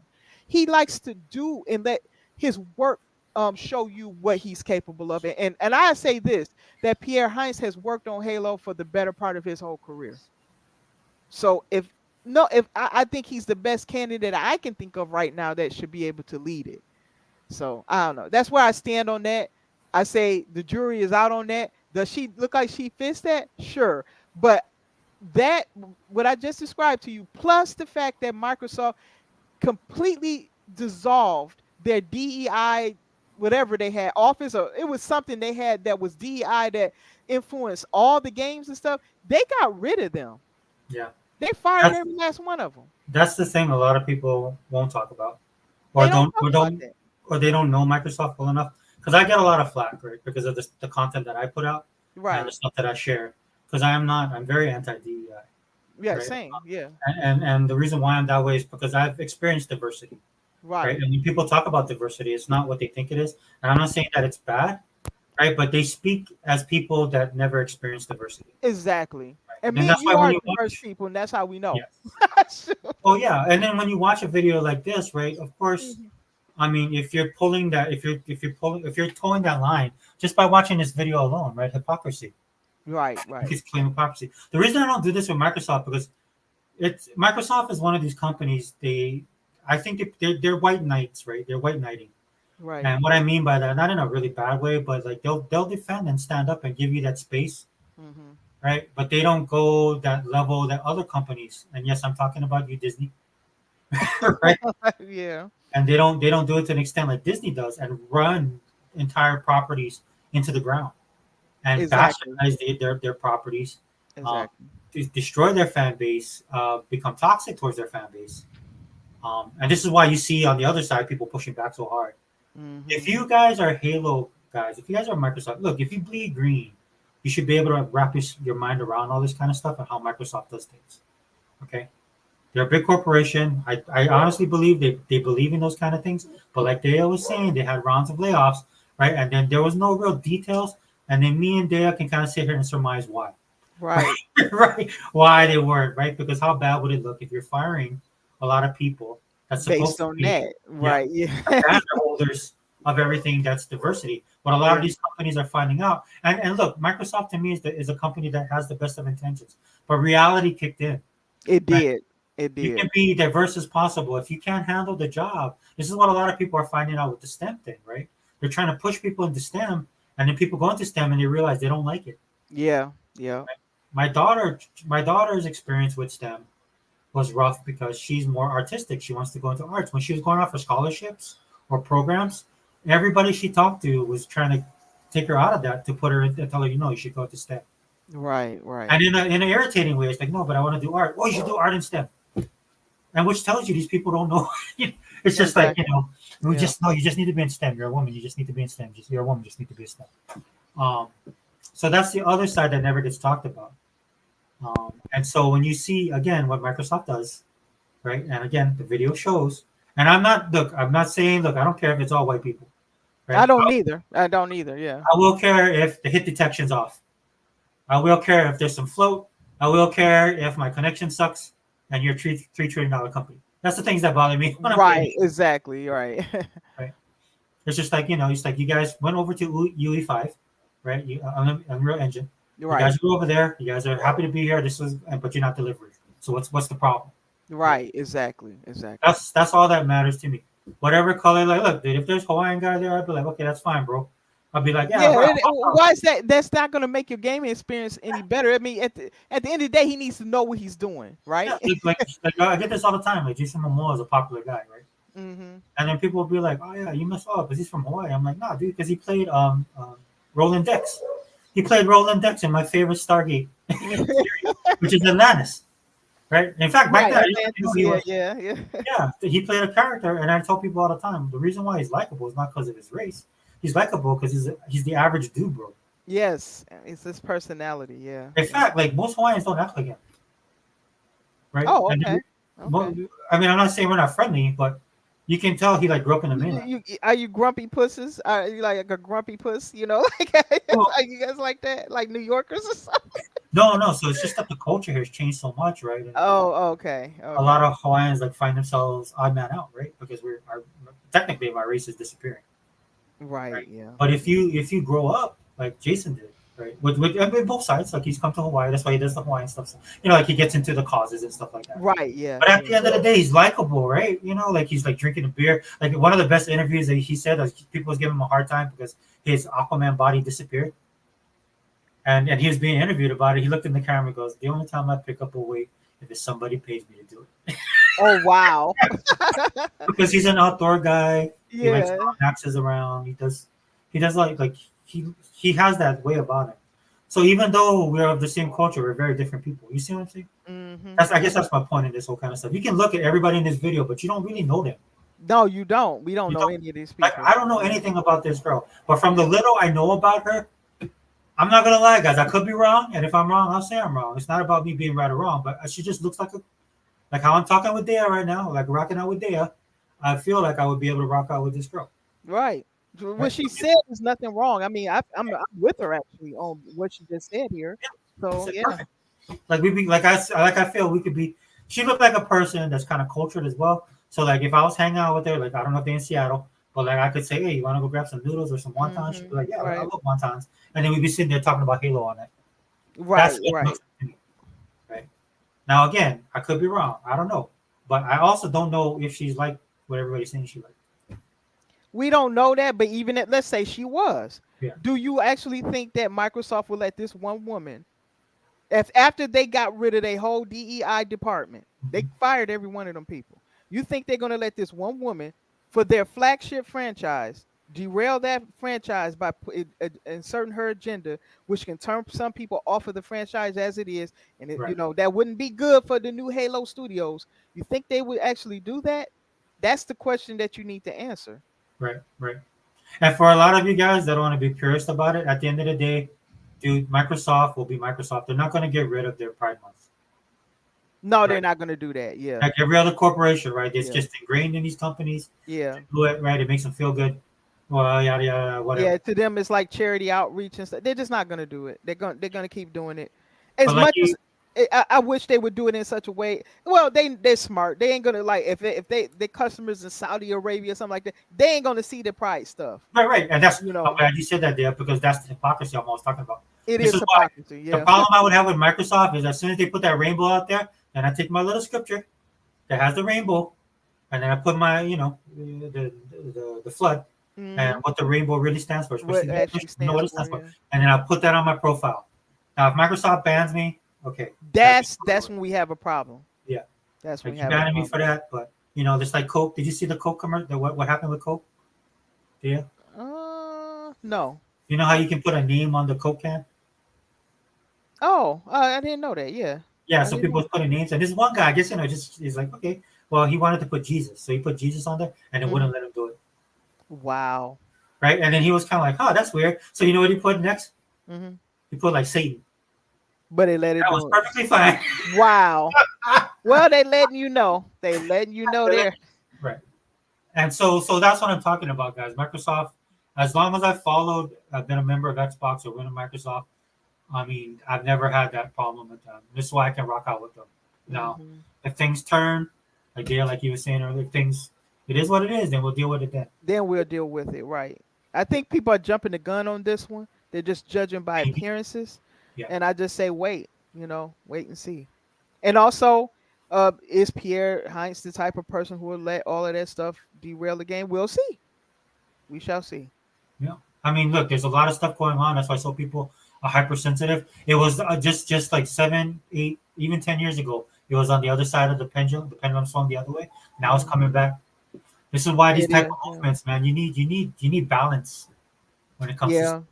So you were on the far other side, dealing with this stuff, and a lot of people got canceled. A lot of people got shut down. Businesses got hurt. All of this stuff. They did all of this kind of stuff. So am I sympathetic to these guys? Not really. I'll be perfectly honest with you, because you created it. That's what true. You did was you built it, right? By your actions. Now it's coming back the other side. You helped to build that. That's true. Yeah. Right. So you need to take responsibility for that. Right. It's just like not to get off the topic, but there's this famous atheist, Richard Dawkins. Oh yeah, I know him. Yeah. So for years he's been talking about against God, against Christianity, all this stuff, right? And it was funny. They just recently did interviews with him because he sees how Western civilization is changing. Yeah. And they're interviewing him, and he said something like, "Well, I don't think it's necessarily bad that we have churches." Of course you don't. I was of course you don't. Richard, why is that? Maybe because people are blowing up stuff now, and it's coming into your neck of the woods. This is why, guys, I can't stand virtue signaling, right? Because it's all gravy until they start coming into your gated communities, right? Until they start affecting your life, and then it matters, right? Yep. So this is all this DEI stuff, man. Look, dude, DEI at its core, one of the reasons why I don't like it too is because it strips individualism. Right? Yeah, it does. It lumps people in groups. Yeah, it's true. Yeah. Because even me, being Hawaiian, I'm probably one of the most weirdest Hawaiians. Most people in my family is nothing like me. They do not do podcasts. They don't play games. Okay. They go out. They do stuff with family. They surf. Kalua pig. Like my family does like the typical local stuff, right? Where I'm like the black sheep of the family. Oh, right. Like I stand out that much. Right? Because of the way I grew up and the way I was raised and my experiences. This is why I don't like putting everybody into one box. It doesn't work. Yeah. And then when you do that, you miss out on the beauty of like this person. Yeah, I'd meet her, dude. I'd be cool. Because what tends to happen there, I don't know if you get the same experience. Because I'm set in my ways and I have my beliefs. I tend to get attacked. Yeah, same. You'd be surprised how very different I am too. A lot of people will probably disown me because I don't walk lock and step. Especially when you're black, black people expect everybody think and act and believe the same, and I don't do that. I'm very, very different than a lot of people. So yeah, I get that a lot. Yeah, so that's why I think individualism is very important. It's important. When you paint everybody with this white brush, you lose that, because then you lose like an experience you might have or getting to know someone. That could be your friend for life, right? Exactly. You never know. Exactly. Yeah. So, man, but I love this video, dude. I thought it was awesome. I did too, man. I can't get enough of it. And I want to ask you, let's do some fun stuff. What do you think? What type of games would you like to see them make under the Halo franchise? I like the talk of them bringing back some of the older content and bringing it back into the future, like remakes of CE. Maybe the first 3 or something like that.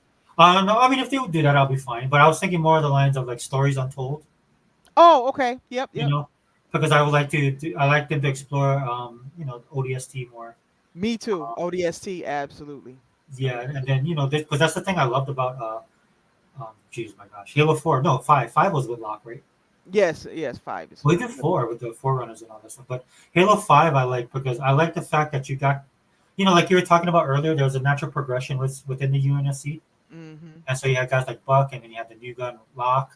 Right. Coming in. It's like almost like the passing of the torch with respect to the old stuff. But I would like to see their stories a little bit more. stuff more fleshed out. Yeah. You know, I suck at real time strategies.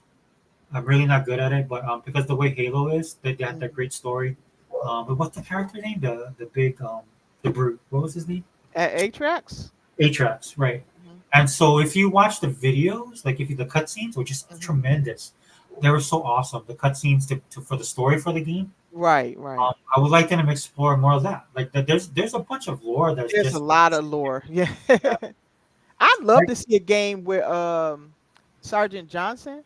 Yeah, me too. And explore what it was like for him, because he's technically was part of the first Spartans and stuff, so I would love to see that, I guess the Spartan 1 programs or whatever, so I would love to explore that and the history, and maybe the history of the Spartan program before Master Chief. And I also would love to see like what they're doing with Gears, how they went back to a younger Marcus Phoenix. I would love to see what it was like for Master Chief before he was as good and seasoned as he is now, when he was young and he was getting started and stuff. I would love to see that.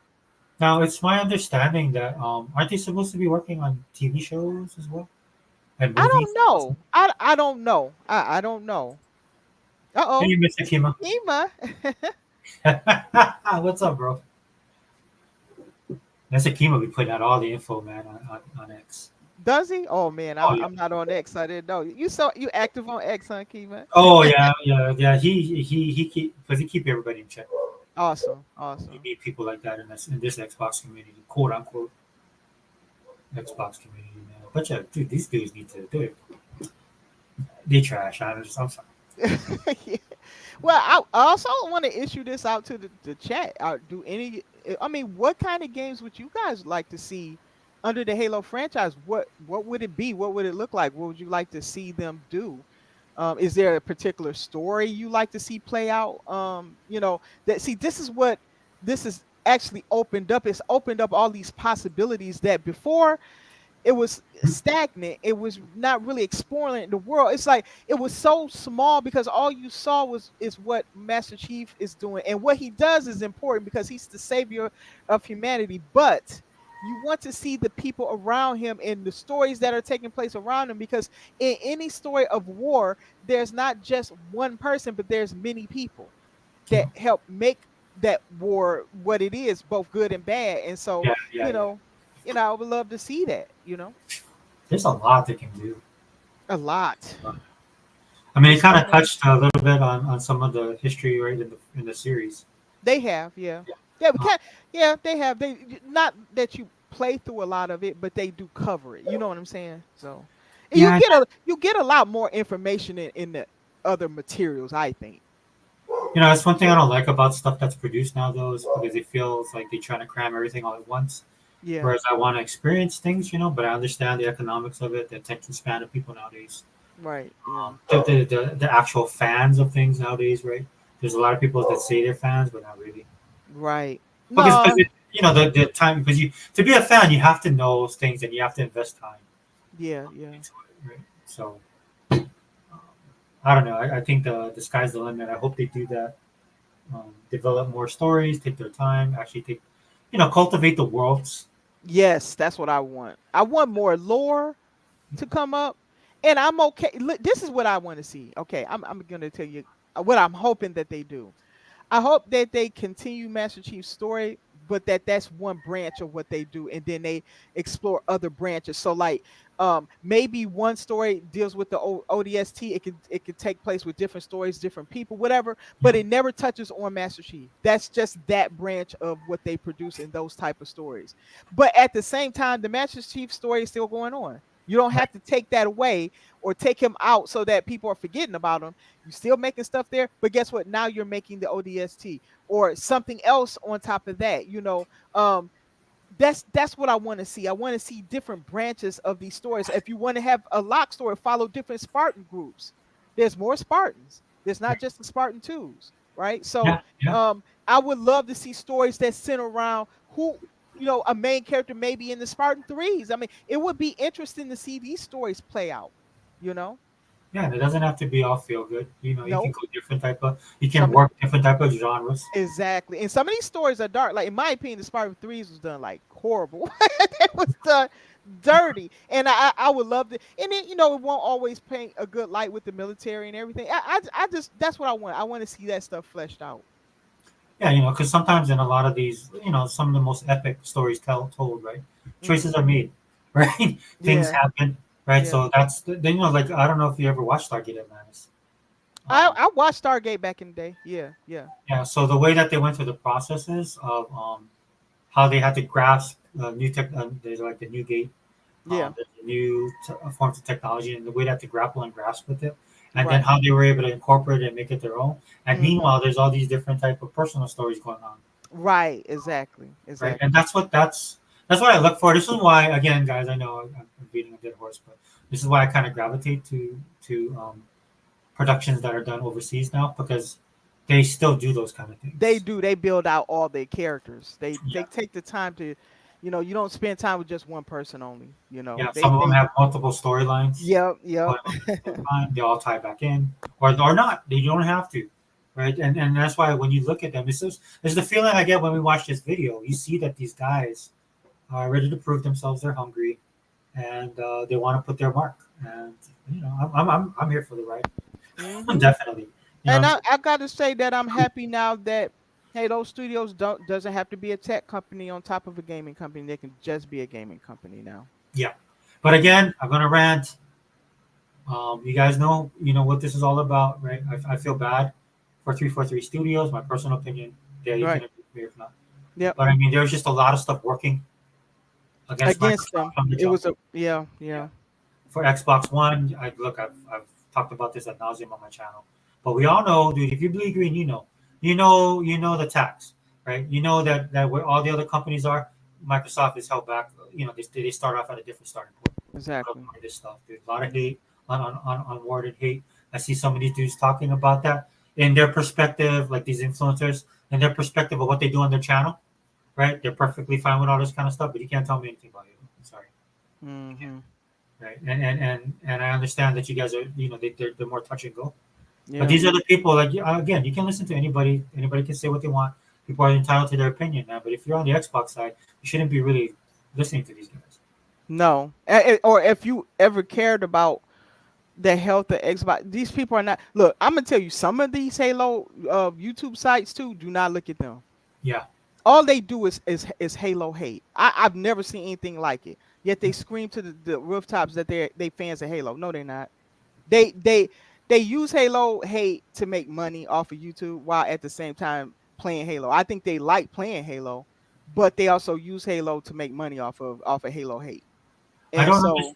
Yeah, I don't understand how, if you're a fan of Halo, you cannot like the gameplay of Halo. I'm telling you now. This is why I don't listen to. The only one I listen to is Installation 00. I stopped listening because when I first really got into Halo, I was so excited. I was just watching all these different Halo YouTube sites to try to catch, and none of them people, with exception to Installation 00, for me, okay, this is why I unsubbed to all of them. It was nothing but criticism left and right. All you heard was they did more negative stories on Halo than the ponies did. Yeah. And so, in my opinion, if you love anything about Halo, I'm not telling you have to be in an echo chamber, but these people take it to a whole new level. They made me, if I didn't have a natural love for Halo, they would have made me hate it. So that's why I said be careful with them Halo YouTube sites. If you're gonna critique something, this is just the way I look at things. If you're gonna critique something, let's take case in point. You guys know I'm a Marvel guy. They had Wanda Scarlet Witch Vision TV show based on the comic books. Had all the comics, read them all. They took their own path, which was fine. They had a character, Captain Marvel, that was in there. Okay. Now, I didn't like that version of Captain Marvel because I'm used to the Captain Marvel that I grew up reading in the comic books, which I thought was a way better version. With that being said, could I still watch Captain Marvel? Could I still watch the actress as Captain Marvel? I thought she was perfect as Captain Marvel. She had the great personality. She had the look. She looked good in the costume. There's all this. So there's different layers to all of this kind of stuff. It's not, my point is, it's not hating just for the sake of hating. And that's what you get with a lot of the Xbox guys, right? Like when I listen to them complain, either they want Xbox to be PlayStation, right? They're longing for people to accept them for some reason. I don't know why, or they're just hating just for the sake of hating. And then the clicks. I'll put that in there as well, right there. This is why I don't like. For a lot of these guys, I look at them and I'm like, dude, I don't identify with you at all. Right? Why would I care what other people think about what I like? Exactly. Especially if I put the time and the money into it. Especially if I play the game. Now I'll put myself on blast. I did fall off on Halo, but it was nothing against the game. It's just that we have so many games to play. That is a problem on the Xbox side because yes. I just got back into Starfield. You know, I dropped off of Starfield for a long time because I was playing other games, and I couldn't. It's hard to, you know, that game is so long and stuff. It just takes so much of your time. But I did get back into it. Now I'm back addicted to it. But then I've dropped off of Power World. I got other active games all over the place. I went back to the Redfall, but if you can believe it, I got a new team for that. No. Again, I mean, I'm hopefully in the future with Redfall that they'll make it online. They'll make it like a Dark Tide or Left 4 Dead. Just to jump in and play with people. They do that, and that game it'll get some mileage. I don't know why I never thought of that. I mean, but you know, like Microsoft, we're hands off. Yeah. So DJ, I do want to. Oh, we got a private chat. Did you private chat me? I'm so sorry. Was it me? Oh yeah, I was telling you, I stepped away to get something to drink real quick. Yeah, you know that's too much for me to handle. No, but thank you. But I do want to say something, right? And it's something I was thinking about because I had heard so many people's reactions. Mm-hmm. I'm glad I got to watch the video. That's why I didn't do a separate video talking about this. I'm glad I got to watch it with you there. You really fleshed out a lot of stuff for me. Oh, thank you. I would not have understood. Like I didn't know the total transition of 343. Yes. Yep. Yeah, and I 100% agree with you, especially after what you're saying and then watching the video. Mm-hmm. But I will say this one thing that I will stand on. Again, look, dude, I love Phil, but this is something that's bugged me ever since he had taken over for Xbox. But look, he does 100 things. This is just the one thing I'll complain about, and I've talked about it before. And I hope he realizes this because he is a nice guy. It is his personality. But sometimes when you're nice and you have that type of personality, things fail, and people get hung out to dry. Right. I think he just needs to be. He needs to find out. He needs to be able to know when to have the soft touch or when to have the hammer fist. Honestly, okay. And it's nothing against 343 Studios. I mean, one of the things I could not stand and I can't stand about Xbox and being on the Xbox side is that you have to put up with a lot of crap. Yeah. You know, especially if you're in the trenches like we are. This is why, you know, one of the narratives that was out there is that Halo will never come to PlayStation. Right. 95% of me would agree with you for all the various reasons. Mm-hmm. One of which I always tell people when I argue with people online, I just throw this at them and you can tell these guys it messes up their wiring and they can't respond because I was like, why would Sony want Halo on there? What benefit would Halo be on? They don't play those type of games over there. Halo would just go over there to die. Look at Concord. What did they do with that? For me, looking at it, like, why would Sony have Halo on there? Because it takes away from the games that they have over there. Right? And we don't really know what Sony's going to plan. They may want their Halo killer. I know they done tried that multiple times, but maybe they might try it again. You know, they should just give up because it's not. I know they. I heard Concord was a Halo killer. Now, I was like, they need to quit. Ain't no Halo killer. It's never going to die unless Microsoft just gives up on it or something. You know, it's here to stay, so they need to stop that. But I mean, there might be some people on the Sony side might appreciate it because they don't want to buy multiple consoles. Okay, you have that. Mm-hmm. But for the most part, man, the only people that want this to happen is people that hate Xbox. And the only reason and what they'll do with that is they're just going to use it as a bat to just hit you over the head with it, right? And for me, again, all the reasons why I don't see it going over, except for this one thing where Phil Spencer is saying that games wouldn't go over, specifically Indiana Jones, and now it's going over. And this is why we have to deal with all this kind of stuff. Yeah, because he lied. Yeah, because he lied. He did. He lied. Yeah. So, you know, may I address that? Yeah. What I'll say with that is that I can point to all the reasons why it shouldn't go over there, and I'm not saying it because I just don't want people to play. Look, that IP is the identity of Xbox. Yes. And if Phil got half a brain still functioning in there, he better not put Halo over there on Sony. It will destroy the brand. That will hurt the brand more than anything else he's ever done. Nobody cares about Indiana Jones because they don't own that. That's Disney, and for all we know, Disney might have still told him it needs to go everywhere. We don't know. We don't really know what was said behind the scenes. And why they only fought for three months, I don't know. But that's what they did. Maybe they got to make up more money because of the licensing with that. We just don't know. But in the case of Halo, you don't need Halo to be a COD. Yeah. You don't. It doesn't need to be a COD. This is the misconception a lot of people have. Number one, most games won't be a COD or GTA. It won't. Name the big game. Most games won't ever reach that status. Number one. Number two, Halo is a legacy title. It's earned its place to stay. It's earned the money. It's a $1 billion franchise. It's earned its place. Plus, it identifies your brand. When a person sees Master Chief, they instantly think Xbox. They don't think PlayStation. They don't think Nintendo. They don't think PC. They think Xbox.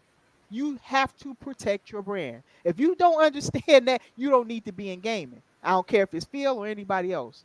So, in my opinion, he cannot put that over there. He did say, now again, we know he lied before. Yeah. So we're gonna have to take him day by day. We're gonna have to do that, Phil, because you made us have to do this. This is your punishment.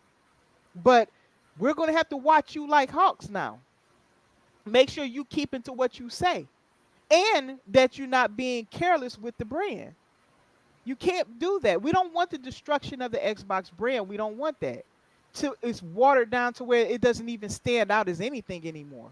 Yep. So, in my opinion, the ponies are running around begging because they think they can influence Phil. This is why. That's why they poor begging. Not just the ponies, man. Media as well. Yeah, the media wants destruction of Xbox, and they know the way to do that is to have Xbox put all their games elsewhere. That takes away PlayStation's competition in the console. Yeah. That's why. If you want to know the real reason why, that's why. Because the moment that Xbox gives up being a console producer and gives up on their console, that's PlayStation by de facto win, because that's where they sit. They sit at. They can't destroy Microsoft, right? The media understands that. They can't take. They're everywhere. They done secured themselves in other ways. But Xbox can very well destroy themselves in the console if they do certain things to not create incentive to get a console. Right. Now, is a console the top priority? No, they don't need that. They can move around and have flexibility, but it is an important component. It doesn't have to be their number one most important thing in the whole world. The games are, the software is, but it is an important component. And that what Xbox has to do is they have to protect their brand, because that's really, they have to have some content. It doesn't all have to be, but they have to have some that stays in their platform on Game Pass or something to draw people there. Otherwise, you don't have no reason to have it. That's just a fact. But I don't even care about that part of it. The Halo is the identity of Xbox. You do not give that up. And I don't even need to say more. I can say more, but I don't even need to say more. And so I don't think we should even entertain that. I think the media is trying to push it because they believe they can influence Phil. And in my opinion, what I hope that Phil doesn't have is all yes men.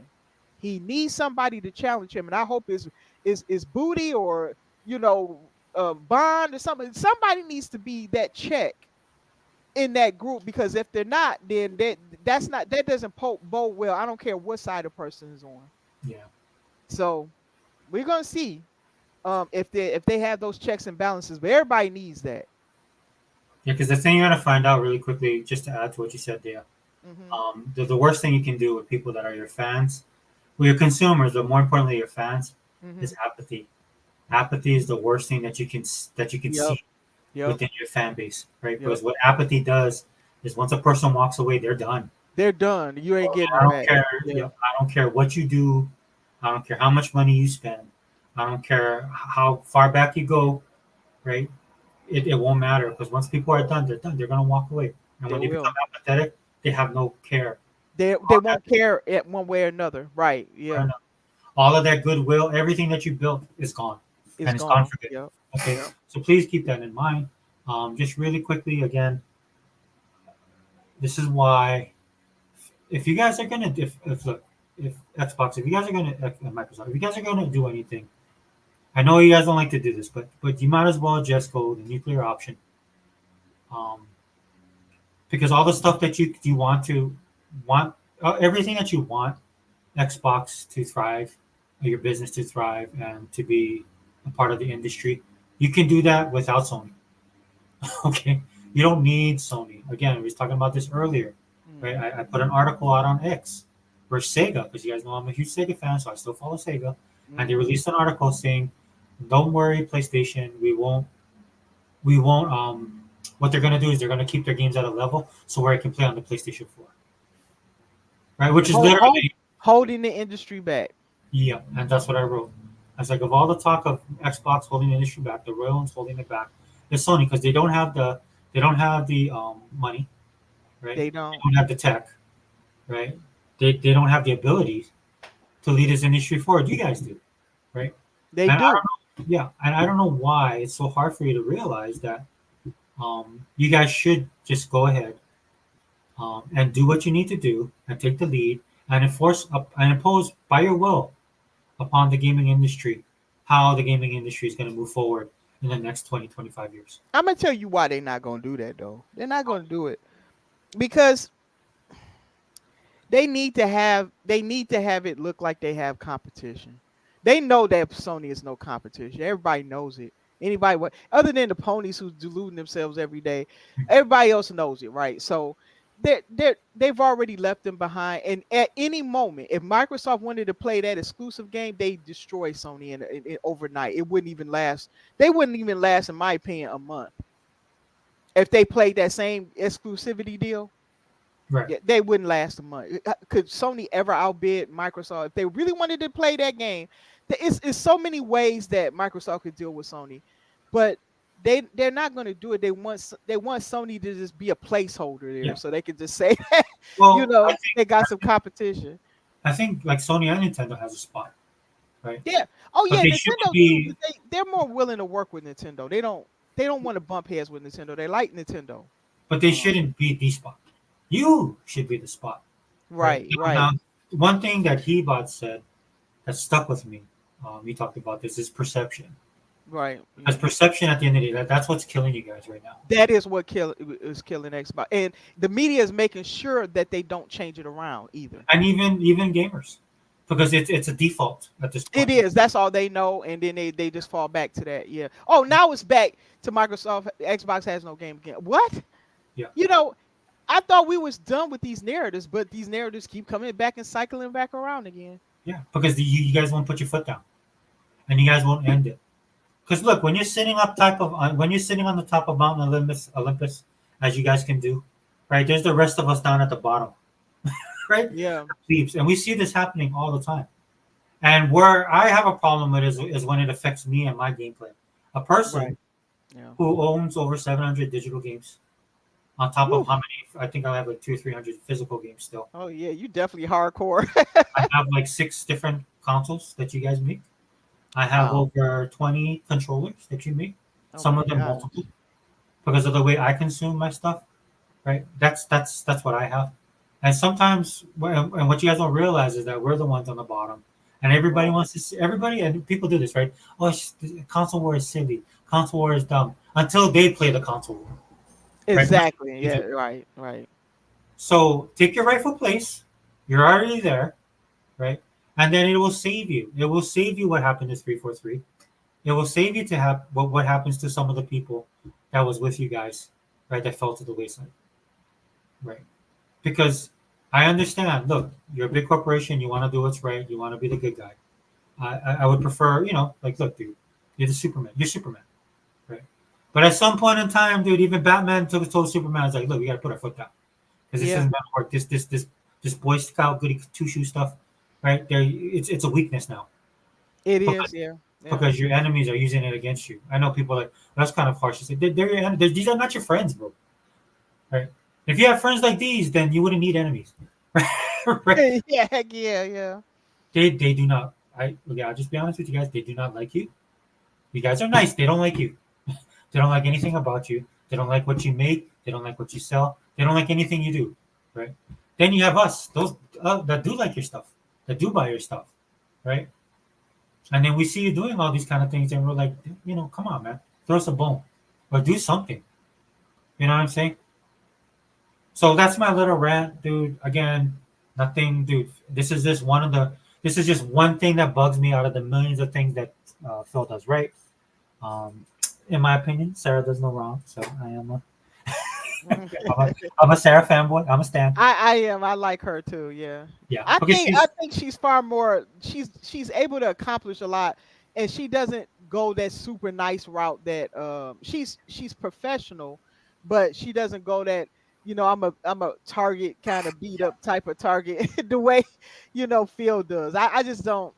Phil needs somebody to keep him in check. It's just and look, Phil done a wonderful job. He does, yeah. But he has his weaknesses. You know. Tokyo Game Show. It's just that one thing.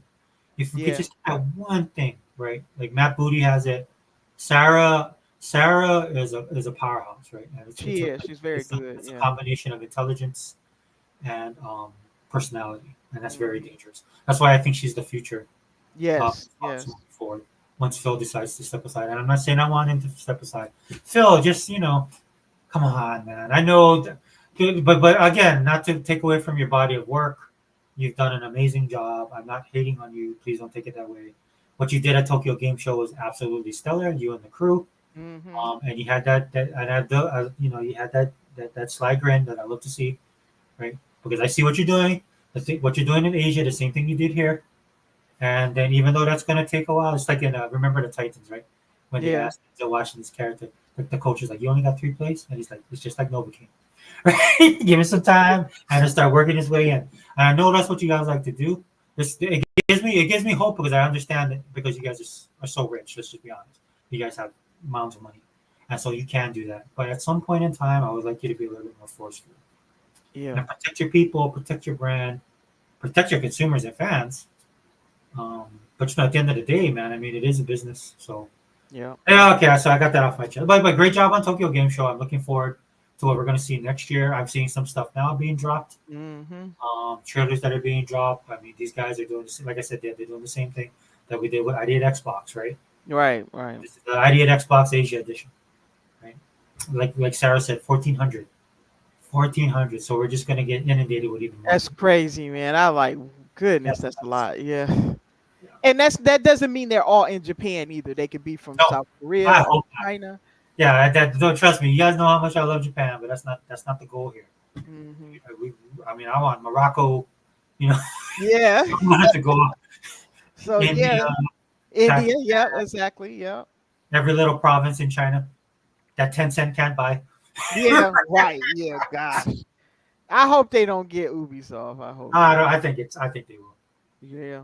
Well, what do you think happens with the cloud rights? You think they get to keep that? Well, it'll be fun. I mean, being the way that I'm thinking, I just put my whole thing out there, man. I would. Yeah, but Tencent is so big, they get to also profit off of Xbox. While Xbox having any say or. Oh yeah, but for me, if I was Xbox, I would weaponize that. Really? How? Yeah, I would definitely weaponize that. I'd be like, okay, well, if you guys are going to do this, let's have a discussion. But if we're going to do this, I want this, this, and this. Oh, I see you once. Well, what if they have to keep those cloud rights going, but get nothing in exchange for it? Yeah, well, then I would be Microsoft, and I said, okay, well, you got to open up your market to us. Okay. Right, because they just got back in with Overwatch. That's why they're putting so much emphasis on Overwatch, right? Yeah, they are. My daughter, as much complaining as she did, I had like 3 charges on my card. I called her up. I was like, "Hey, did you buy something with Overwatch?" She goes, "Oh yeah, Dad, I bought." She bought more skins. Well, she bought the season. I don't mind her doing that, but I want to check because right. I don't know if you notice this when you go out to eat. Sometimes you notice that your card don't work, and then you got to keep on charging it. Yeah. But then all of a sudden you look at your bank statement and you have 4 charges from that restaurant. Yeah, I read all of them. Yeah, so I've been peaked on that. So then when I saw that, I just want to make sure. I don't mind her doing that. But my point of the story is, right, is she'll talk about Overwatch. It's they'll do this and that. And then I open up my bank statement and there's 3 charges. Yeah, right. It was $100 there. Almost $100 on that. Which I'm not complaining about that. But what I'm saying is, That's at the end of the day, it's those zeros, right? It's those numbers that matter, right? You can say everything you want to, but it's like if you keep on buying stuff, right? And not on my daughter, I'm talking from a business perspective of what they're looking at, and that's why they wanted to open China, right? Because right. That's their culture is like that. I mean, not their culture, but their buy the gaming culture and the way they consume their media. Right. So when they opened up, I was Overwatch like, does very good over there, doesn't it? There was a little bit of a snafu. They got to get it back. Okay, it was under Activision. Under Activision. Okay. Like any other country, man. There's some, you're gonna be proud. You're gonna, but I mean, this again, credit to Phil, right? They do the magic, and then Sarah will come in there and lay the foundations, right? And then Matt Booty will be cracking the whip back at the studios. Yeah.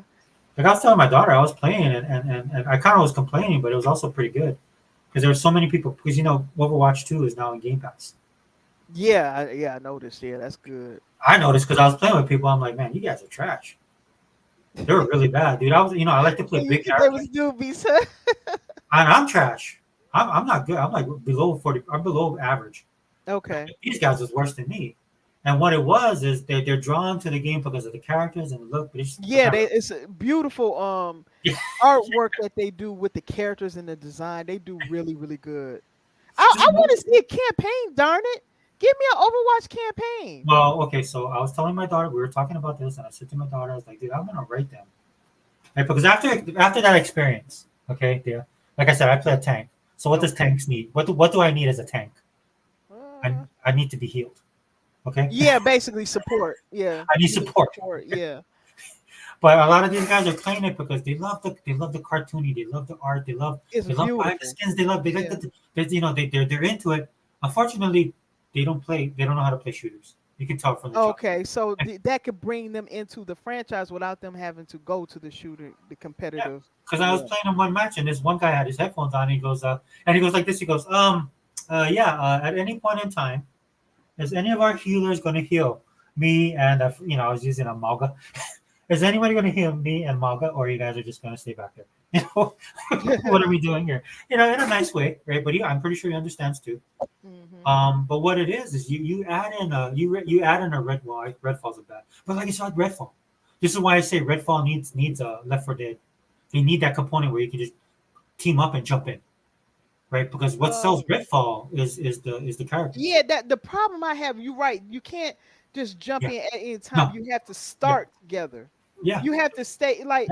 Also, what I do like about Redfall though is that I don't know how they do this, but the longer you play, the more the characters get to know each other.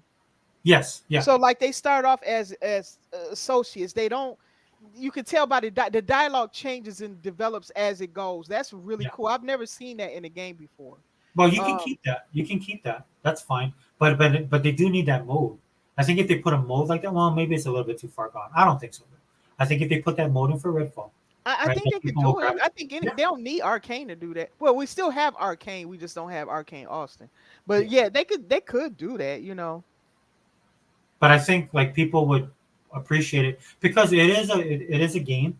The atmosphere, it's fantastic in there. It's fantastic. The level design is awesome. It's very beautiful. The characters are the selling point for that game. Yeah. Right. And that's the same thing with Overwatch 2. People are playing that game because it's more about the characters and the art. More about the world.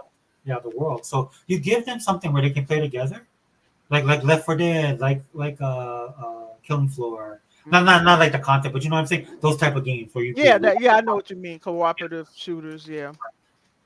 And then people will be more apt to play that don't want to play a competitive shooter on that level, like like player versus player. I mean, dude, I'm pretty. Look, dude, these guys are smart. I'm pretty sure they see this, so I don't know what's preventing them from doing that. I don't know. Oh, who knows? They might, because it seems like they do have a plan that they want. Oh, do you guys think Professor will use Redfall characters in other games? What does that say? Redfall. Do you think Professor will use Redfall characters in other games? Oh, you mean like crossovers? Is that what you mean, Mr. Kima?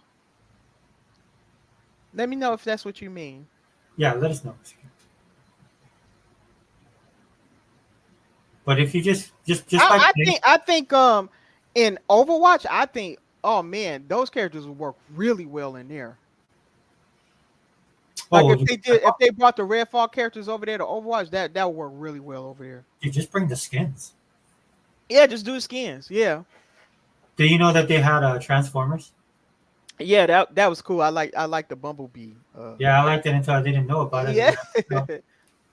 I'm waiting for My Hero Academia's this month, I believe. Yeah, that's a big get. Yeah, that's huge. Mm-hmm. I wouldn't be surprised if they hit the $60-something range. Yeah. With that, we'll see. My daughter, we're kind of nervous about how much they're going to charge for that. Right.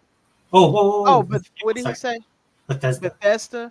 Oh, so do we think Bethesda will use Redfall characters in other games? Huh. I don't know. With the games they got, I don't know. I don't think so. For me, Mr. Kima, I would like with a Halo, I was crying all the time when I was playing Infinite. That I wanted to have a Boba Fett. That I wanted to have a Stormtrooper skin, armor. And I was like, dude, where's my... Yeah, why are they not doing stuff like that? Yeah, I think we're starting to see that now, the very beginnings of that, like in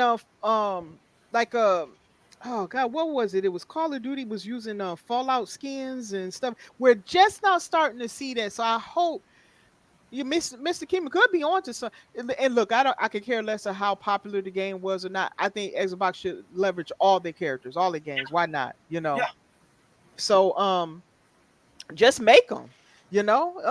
Heck, I don't care. I say it depends on the game. Like I think they could do one where let's say they do another Crash racing or something like that, and they can add in Xbox characters in there. Why not? You know? And I could care less how popular it is. They can go back and do characters we ain't seen in a long time, like a Conqueror or something. Who cares? Just use them. You got them. They're sitting there collecting dust, so just use them. So I say they should do it. They should use Redfall characters because they will fit. In my opinion, those Redfall characters will fit very well in Overwatch. Yeah, 100%. Yep. Just look at they skill set. You got Layla. She can make like this elevator thing that propels the character up and stuff. She can also use it as projectiles or a shield. And then you got Remy. She has a robot that runs around, looks like a little dog like kind of thing, and it follows her around. It can distract the enemies and all that stuff. So I honestly can see Redfall characters doing very well with that. Then they got a sniper. He that he has like Jacob. Jacob. He goes into this like ghost mode, and then with his eye, and then he can just like pop off a bunch of targets all at one time. He shoots like so fast that they have no reflexes to get out of it, and he can do multiple ones like that. So, and then he has that bird that can highlight enemies and stuff. So you can maybe use that in a different way. The bird eventually can attack and be an attack for him. So like it's different things that you can do with those characters. Then you have the guy who has all the different gadgets and stuff. I'm telling you, they make great skins for Overwatch. Start there. That's a great use of those characters, for Redfall, because they have great power sets and stuff, and abilities and stuff. They have, some of them have powers, some of them don't. Yeah, it's such a shame that they really should do that mode. They should really allow you to play with those. I agree. Drop in, drop out. I mean, it's a no-brainer to me. Yep. I mean, if it's going to live in Game Pass anyway, and you're going to keep the servers running, then do it. I mean, I wonder, like, I know one of the things they talked about is personnel with all the, like they're talking about the layoffs and stuff like that.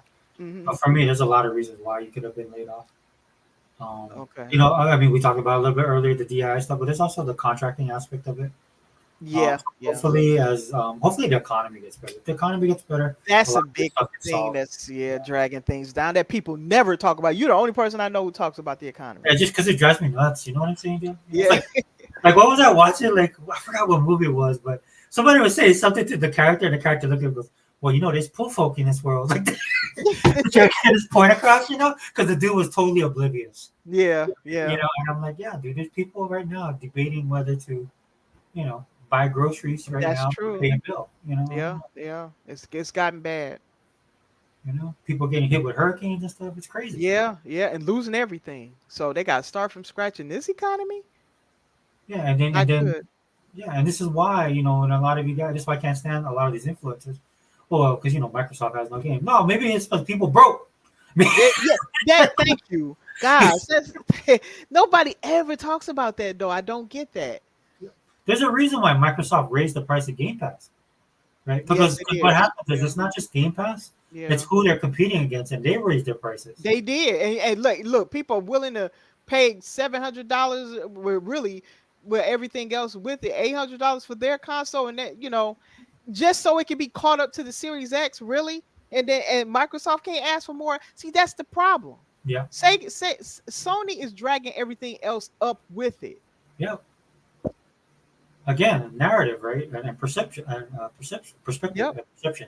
All of that rolled into one film. All of that, yep.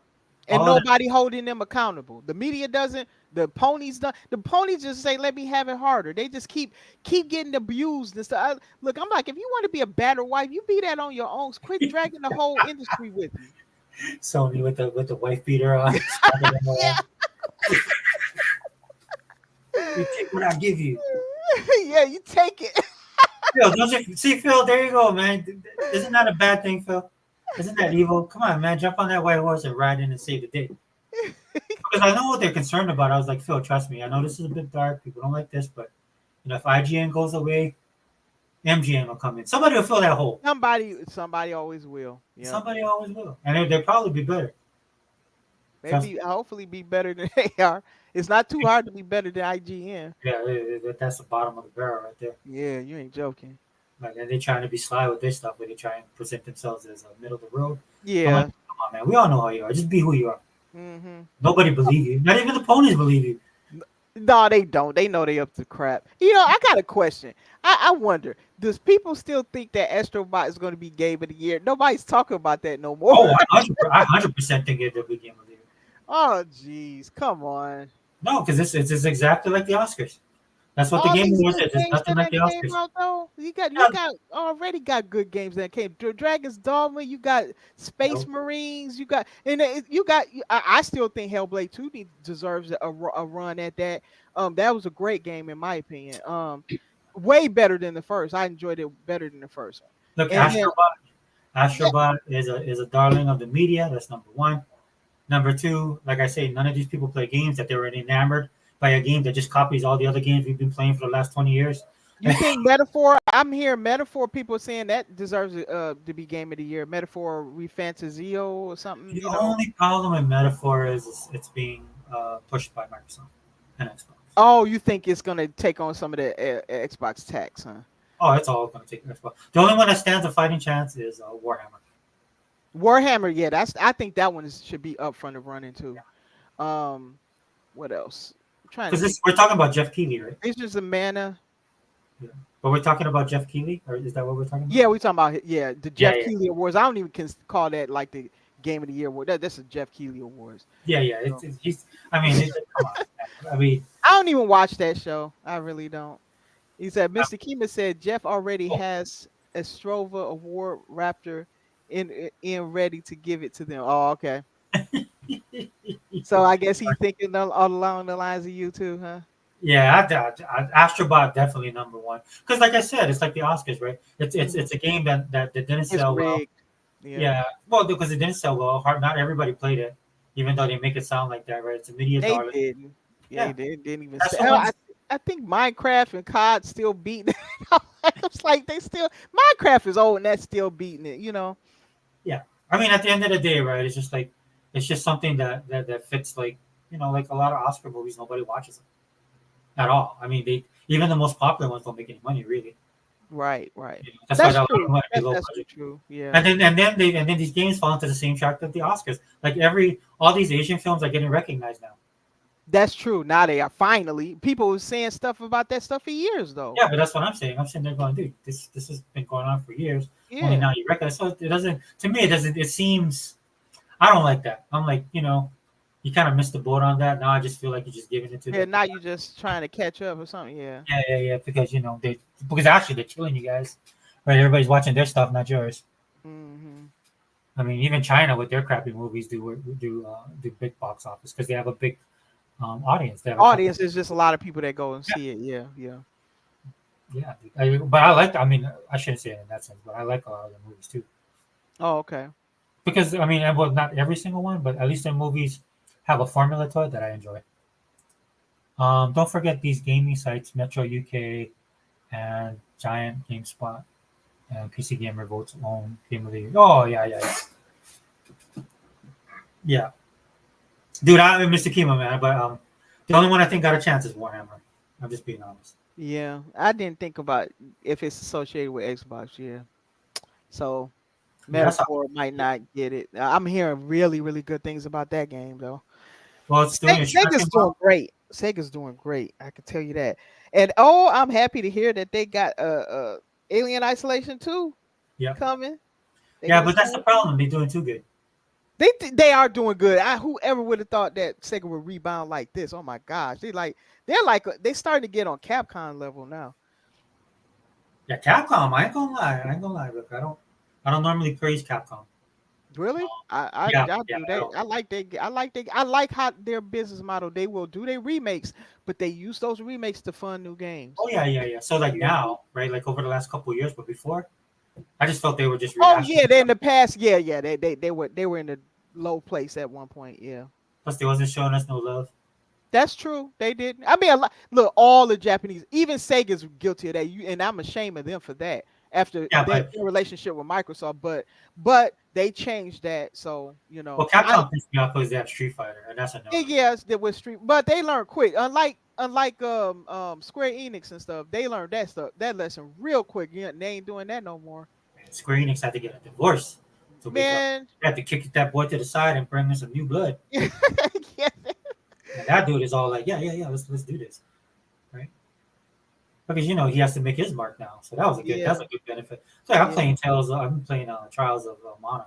That game's pretty solid. I got it downloaded because I've been caught up in Starfield ever since the download the DLC came. So I got that game is so big, but I got myself stuck up in Starfield again. So King David put it the best. I was listening to his podcast and he said it perfectly. He said, "Yeah, I put so many hours. It's like he put so much time into it, just doing nothing." Yeah. That's how I play Starfield. I spent hours in there. I don't even my storyline's still like this is why I don't. I'm still because I go to planets and I walk around and I look at stuff. I finally got the ability to kick what's her name off my team. I just moved this story along just so I could kick her off my team because I got sick of her nagging. So I just like, you know what? I'm getting rid of you. I'm about to do a little bit of the mainline story. I got her butt kicked up. Now I'm off to finding a planet. I found a planet to build a base. Now I done jumped back off the main story. That's why I married her, Sarah. That's why I married her. I was like, man, if this is shit, she was nagging like everything. Like you're gonna pick that up. You should put some of that. I said I never had a game make me yell at it. Like I'm getting rid of your butt. I'm getting rid of you. So when you marry, she's a little bit more like loving, I guess. Yeah, she actually mellowed out once I did that. Like she was worse at the beginning. Like what the heck? As soon as I did it, now she's nicer. Yeah, I'm like, no, don't. Yeah, she's nice, all right. Like, I ain't gonna. I know we Christians and stuff, but y'all want to be on my team all the time and talk to me. I know you was complaining about everything I pick up and put down and everything. Like, get out of here. Well, since I married her and it's been ordained, right? It's ordained. It's ordained. You consummated the marriage. She's been a lot more nicer. Things have been a lot more. Good, though. She is nicer, though. She is nicer. Blows my mind that they put that in there. I was like, dude, that's pretty intense. I feel like I really am married, or I really am dating, and I play this game to get away from them. So I got this guy though. He's like from Homestead and everything. He's like, I don't know. I think he might be a love interest. I'm thinking. I'm not sure though, but I think he is. So. Oh, of hers? Yeah, it's a guy that he's like he behaves like a companion, and but he's not a main character that I know of, but he's on my ship now, and he's really good at using shotguns and stuff like that. Did you ever run into a person like that? The Homestead, the cowboy guy. You talking about him? Cowboy? Yeah, I like that dude. That dude's pretty cool. Wait a minute, Cowboy? Yeah, the sheriff, or not sheriff. I forget what his name is. But there's like this cowboy dude. You talking about Starfield, right? Is he a main character?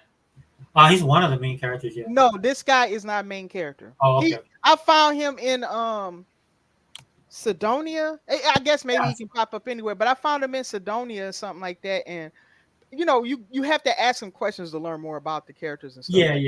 You build relationships with some of these guys. Yeah, you can. Yeah, they got these whole backgrounds and stuff, and like, and they open up more to you the more you talk to them.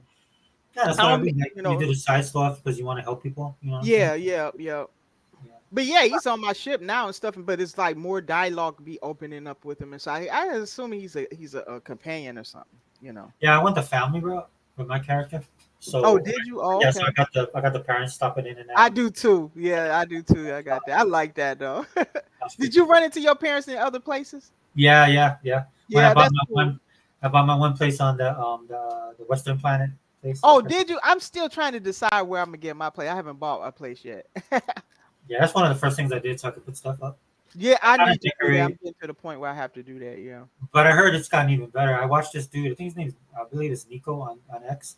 And so, dude, it's like watching his channel and his videos. It's like watching somebody like that gives a tour of a house. Wow, really? Yeah, it's really nice. His bases, everything he sets up. Like, so he has all the stuff, right? So, cool. He has like the table a certain way. He has his dining room. He has like kitchenware laid out. Wow. I need to nice watch it because I'm getting started. I finally found a planet I'm gonna set a base on. Mm-hmm. I'm just trying to find the right spot. I haven't found it yet. And I'm talking there meticulously. Because when you try and utilize the controls to put stuff down, everything is perfectly placed. Oh, wow. So very meticulous. So I don't know if the controls got better, but he's been doing these videos for a long time. And I was okay. He really loves the base building aspect of it. Okay. He likes the whole game. He's constantly playing it. Oh, really? Okay. Not everybody's good at the base building part of it, though. You gotta be creative and stuff for that part. Oh, one guy's video I saw, it was amazing. Oh, wow. He built it in this swamp area to give himself natural. And the reason he picked it to give himself natural defenses. Oh, that's smart. Yeah, that's why I'm looking for a spot for mine because you got to defend them. People don't know that. You got to defend your bases and stuff. Let's see. Vontae said, I have a home in every major set. Wow, Vontae, you must be rich. And then I got a mod that, he got a mod that renovates the home. What? Oh, that's cool. Yeah, that is cool. Vontae must be rich in the game. Gosh, he got a home in all the major cities. Jeez. You do so much exploring and dumping and selling stuff. You did. Yeah. My daughter didn't like the game is because it's not because in Fallout you can do it much more easier. Okay. Yeah. But I was trying to let her know. I was like, but you're in space and they want you to get the feeling of loneliness and kind of. That's why I love the game because I just get away from everybody. Yeah. I still got my original ship, but yeah. Wait a minute, you how many ships you got? I got a couple, but I use my original ship to this day. How I do my ships is that my original ship, I mod that. I use that to work out my mods and learn how to really mod and work out my ships and build them and things like that. So the Frontier looks different than how it used to look, but I steal all my other ships, and until I get the amount of money because I sell them. Yeah. And so I'm building up my money and stuff. He said I'm on NG30 and my oldest player. Wow. Yeah, he's way further than me. That's when you finish the game, right? Then you go to that. That's the next level. NG is new game. That's what he meant. Oh, but new game. I'm on new game 30 in my oldest playthrough. Yeah. I don't have no powers. I don't have any of that stuff. I don't either. I haven't even got that far because I'm playing it like very slowly.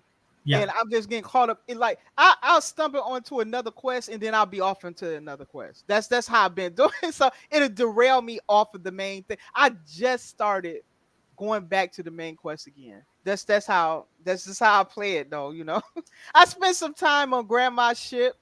She kept feeding me food and everything. Oh, yeah. Yeah, I was just chilling out on Grandma's ship. She was a nice one. I think she's sick though. I don't think she's gonna last long. Yeah, I never went over. You never went over? Yeah, no. She was nice and stuff. She was lonely.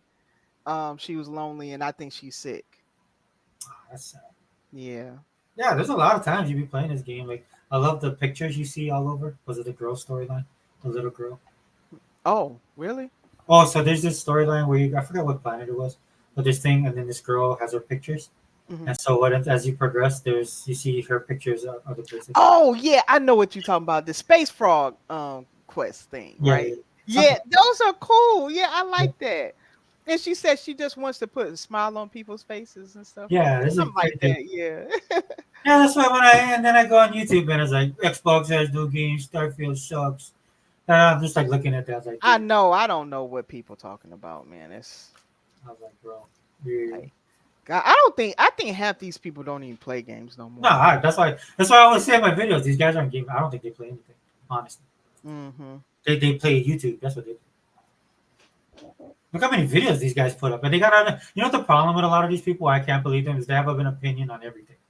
Everything. Everything, you know. Can you just not have an opinion on something? If you're not interested in something, just not bother, you know? Can you do that? Like for some of these guys, especially the dudes, like if something came up and the topic was periods, you know what I'm saying? I'm pretty sure they'd be able to make. I bet you they make a video on it. Well, let me tell you about periods. Oh shoot. Okay, what Vontae said, I have to replay the DLC because I missed stuff my first time, apparently. Oh, did you? Oh, okay. Wow. How long was the DLC? Was it 50 hours playing it and I missed stuff like it? What? You played 15 hours and you still missed stuff? Wow. The DLC that just came out. Huh? Yeah. Yeah. Well, that's the good thing about Starfield, Vontae. Jeez, that's a lot of hours for the DLC. Longer than I thought it was going to be. Yeah, there's never a bad thing to go back. That's one thing. Yeah. So Vontae must be a completionist.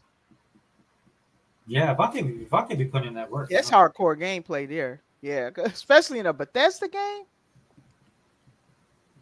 Yeah, I remember how people used to celebrate that with Bethesda, but now they suck. Yeah. That was a big deal if you could do that in a Bethesda game.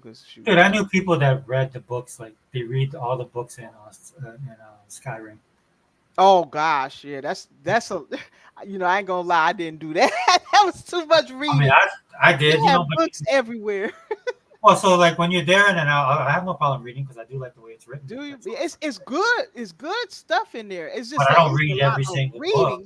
It's a lot of books there, a lot. Okay, so, like if I happen to be there and there's a library, but then you do kind of search out, right? Because you want to continue certain things. But you know, but at the end of the day, I'm not that hardcore. But there are people that are. That's hardcore if you read them books. Yeah, that's way hard. Yeah. Now I ain't gonna lie. In Starfield, I do read the computer stuff and I get into that and stuff. Like it's some good stories in there. Like you can kind of piece together what happened into some of these abandoned bases and stuff. That's why they do it, you know. Yeah, and it helps immerse you more into the actual game. Yeah. You know, a game that has nothing going on. All you're doing, it's just a walking simulator. Right? Yeah, these guys. Oh, yeah, okay, whatever. Fonte says definitely. I tried to get all the achievements before starting the mods, but I gave up. I'll get it eventually. I'll get to it. Okay, yeah. That's tough on a completionist though. That's tough with Bethesda games, but hardcore. If you know, hardcore people get them, but it's hard. It's not easy because it's so much, you know, and it's easy to miss something. But I think Vontae would get it because he's a completionist type of gamer. Oh yeah. That's one of the games that it's going to be around for a long time. Mm-hmm. Yep. Especially once all this stuff dies down. And again, Microsoft, you can help the cause if you just take over. I'm just saying.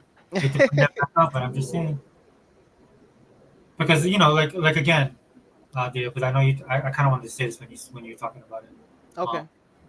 Because, you know, like the whole thing with parody, right? That's a problem. Parody. Yeah. And with these guys not bringing their stuff over. Yeah, they're still struggling with that. And I'm shocked because games go over the PlayStation to die. We all know that. Yeah.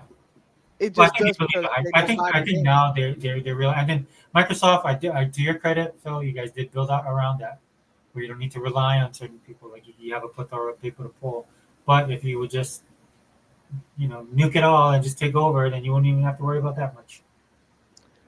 I think you can make the gaming industry into the image that you wanna make it, even with all the gay stuff. Right?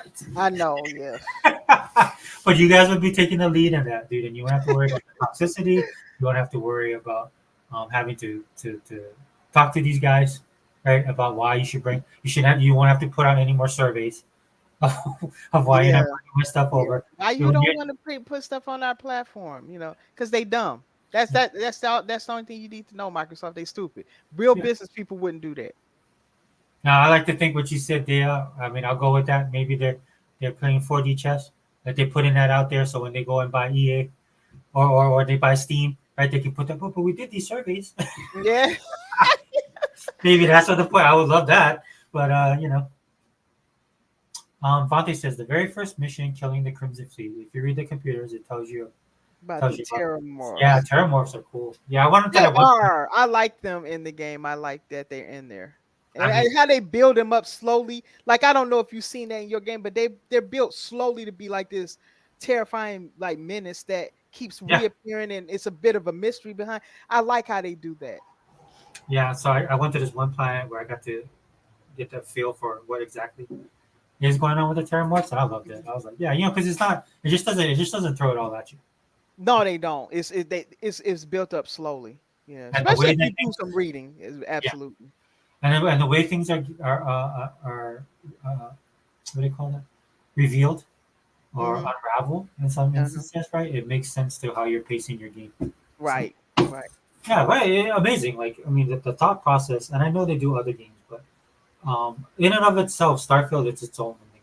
It is. It's its own thing, and that's what people quit trying to make it a Skyrim or a Fallout. It's its own thing, and that's what I'm glad it needs to be its own thing. Yes, you know? I agree.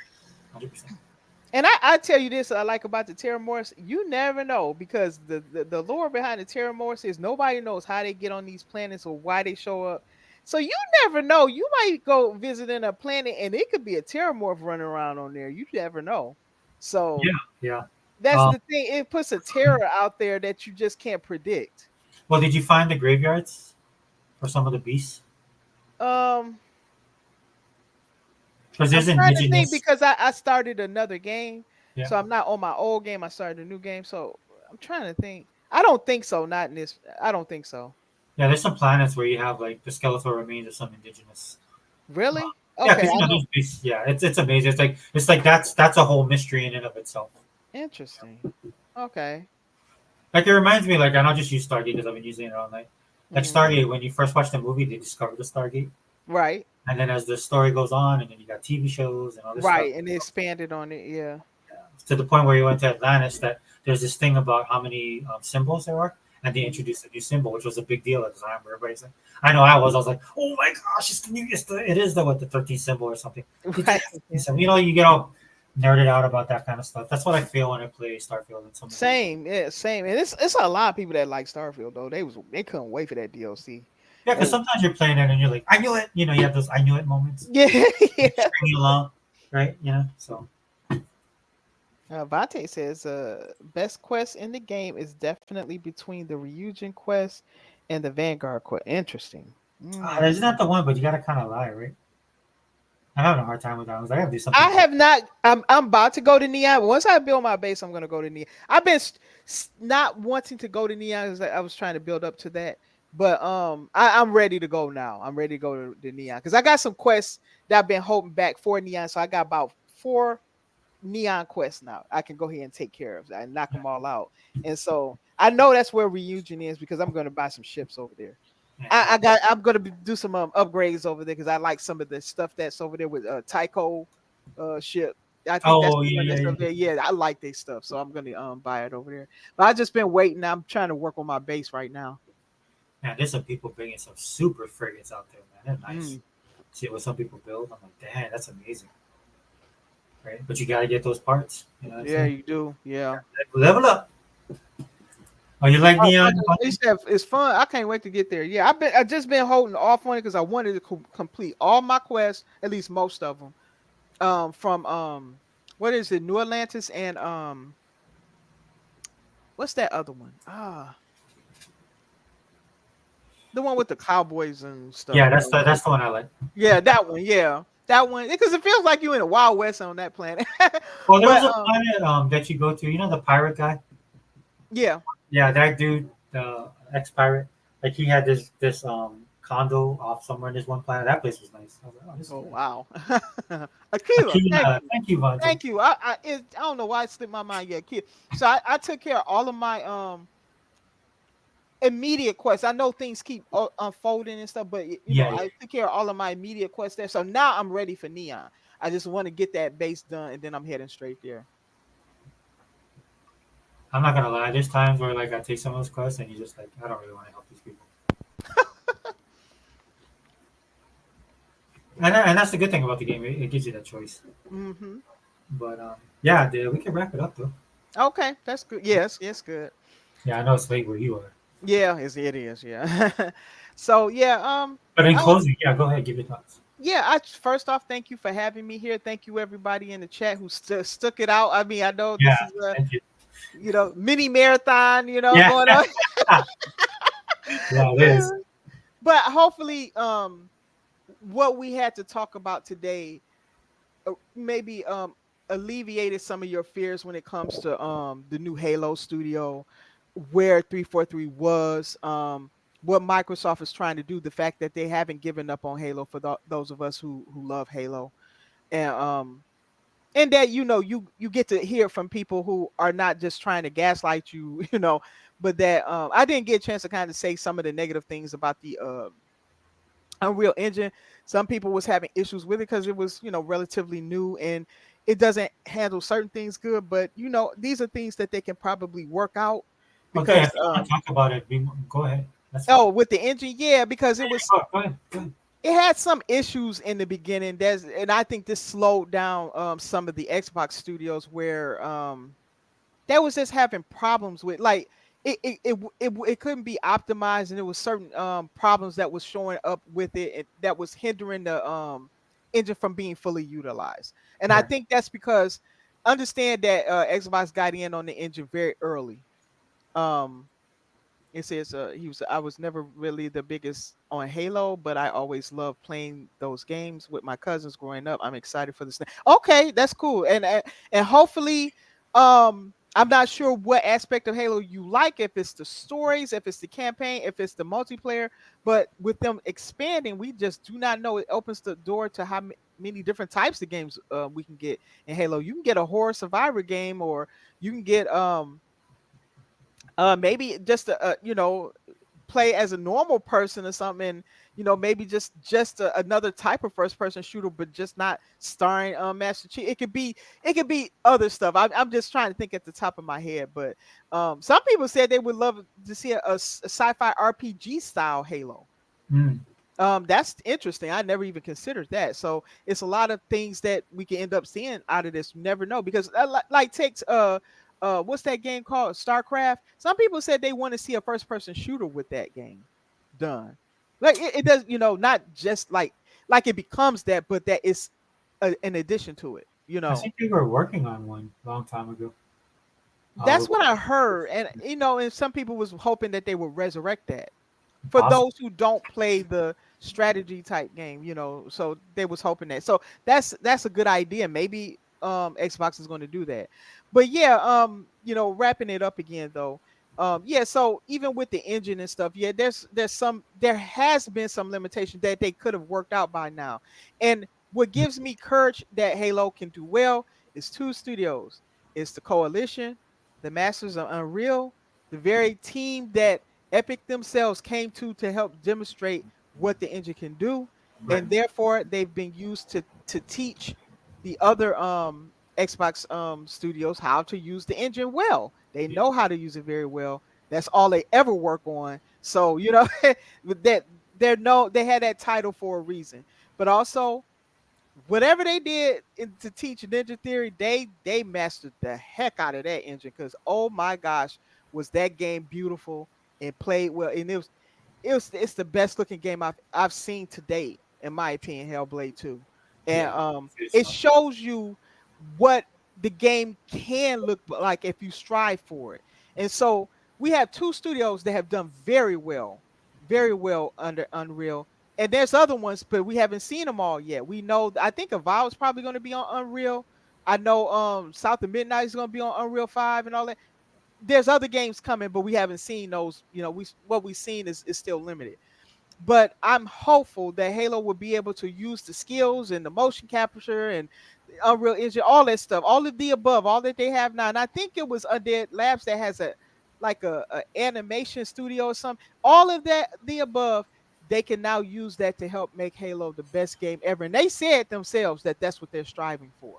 Yeah. So we're not just trying to pump you up for the sake of it, just because we just want you guys to have false hope. Be cautious, because let's face it, Pierre's team is untested. But at the same time, these people love Halo. Pierre's whole career seems like it's been just Halo. That's all, as far as I know. He's only ever worked on Halo. So I don't know of any other game he's ever worked on. So you gotta love Halo to work on Halo, and he's perfectly fine with that. He accepted the the promotion, so he likes working on Halo, and he does well with that. So there's a lot of pluses there. So don't let people have you scared. As far as if the game's going to go over there to PlayStation, I personally don't think so. But I just say I don't think so. I don't want to say what if. I don't believe it will. I just don't. It doesn't make any logical sense for him to do it. But yeah, I just wanted to leave you guys with actual facts, so you can make your own opinions, so you can know exactly where Halo Studios is right now. We didn't sugarcoat it. We talked about the things we liked, the things we didn't like, and hopefully with this information you can be just as excited as we are for Halo Studios moving forward. No, 100% agree. I agree with you. I like what I saw, like what I heard. Mm-hmm. Yeah, they're not proven. But we'll see. We'll see. I mean, we're here, right? We're not going to go anywhere, right? Right. So let's try and let's be upbeat about it, man. Right. I think it's good because it's it's the flagship, and it shows that Microsoft is trying very hard to to bolster that as much as they are with Gears or Forza or Fable for that matter. They care about that franchise. And again, when they do things like this, it gives me a lot of hope, and it's a good reminder of how big Microsoft is and how much money they have. Because a lot of businesses cannot do these kind of things that they do. That's right. Because I mean, they've revamped and rearranged and done all kind of things. Mm-hmm. I would like to see them now start focusing on fine tuning stuff. Yes. The other night I was messing around with my avatar, mm-hmm. Which is interesting because I thought that I wouldn't be able to get to it, and it popped up because I was looking at my picture and I was like, oh, I wonder if I could change that. I clicked on it, I ended up going to the avatar app, and I was able to recreate my avatar. Now I can't put it out there for some reason, so I guess maybe that aspect doesn't work. Like I can't put it as my avatar. It's only the old avatar. Oh, okay. If I change it. But what I can do is change stuff around and take a picture, because I have a lot of stuff from my avatar. Okay. I was that guy on the 360 buying, I was buying all the stuff that was on there. Oh, okay. Stuff, I got Baker stuff. Yeah.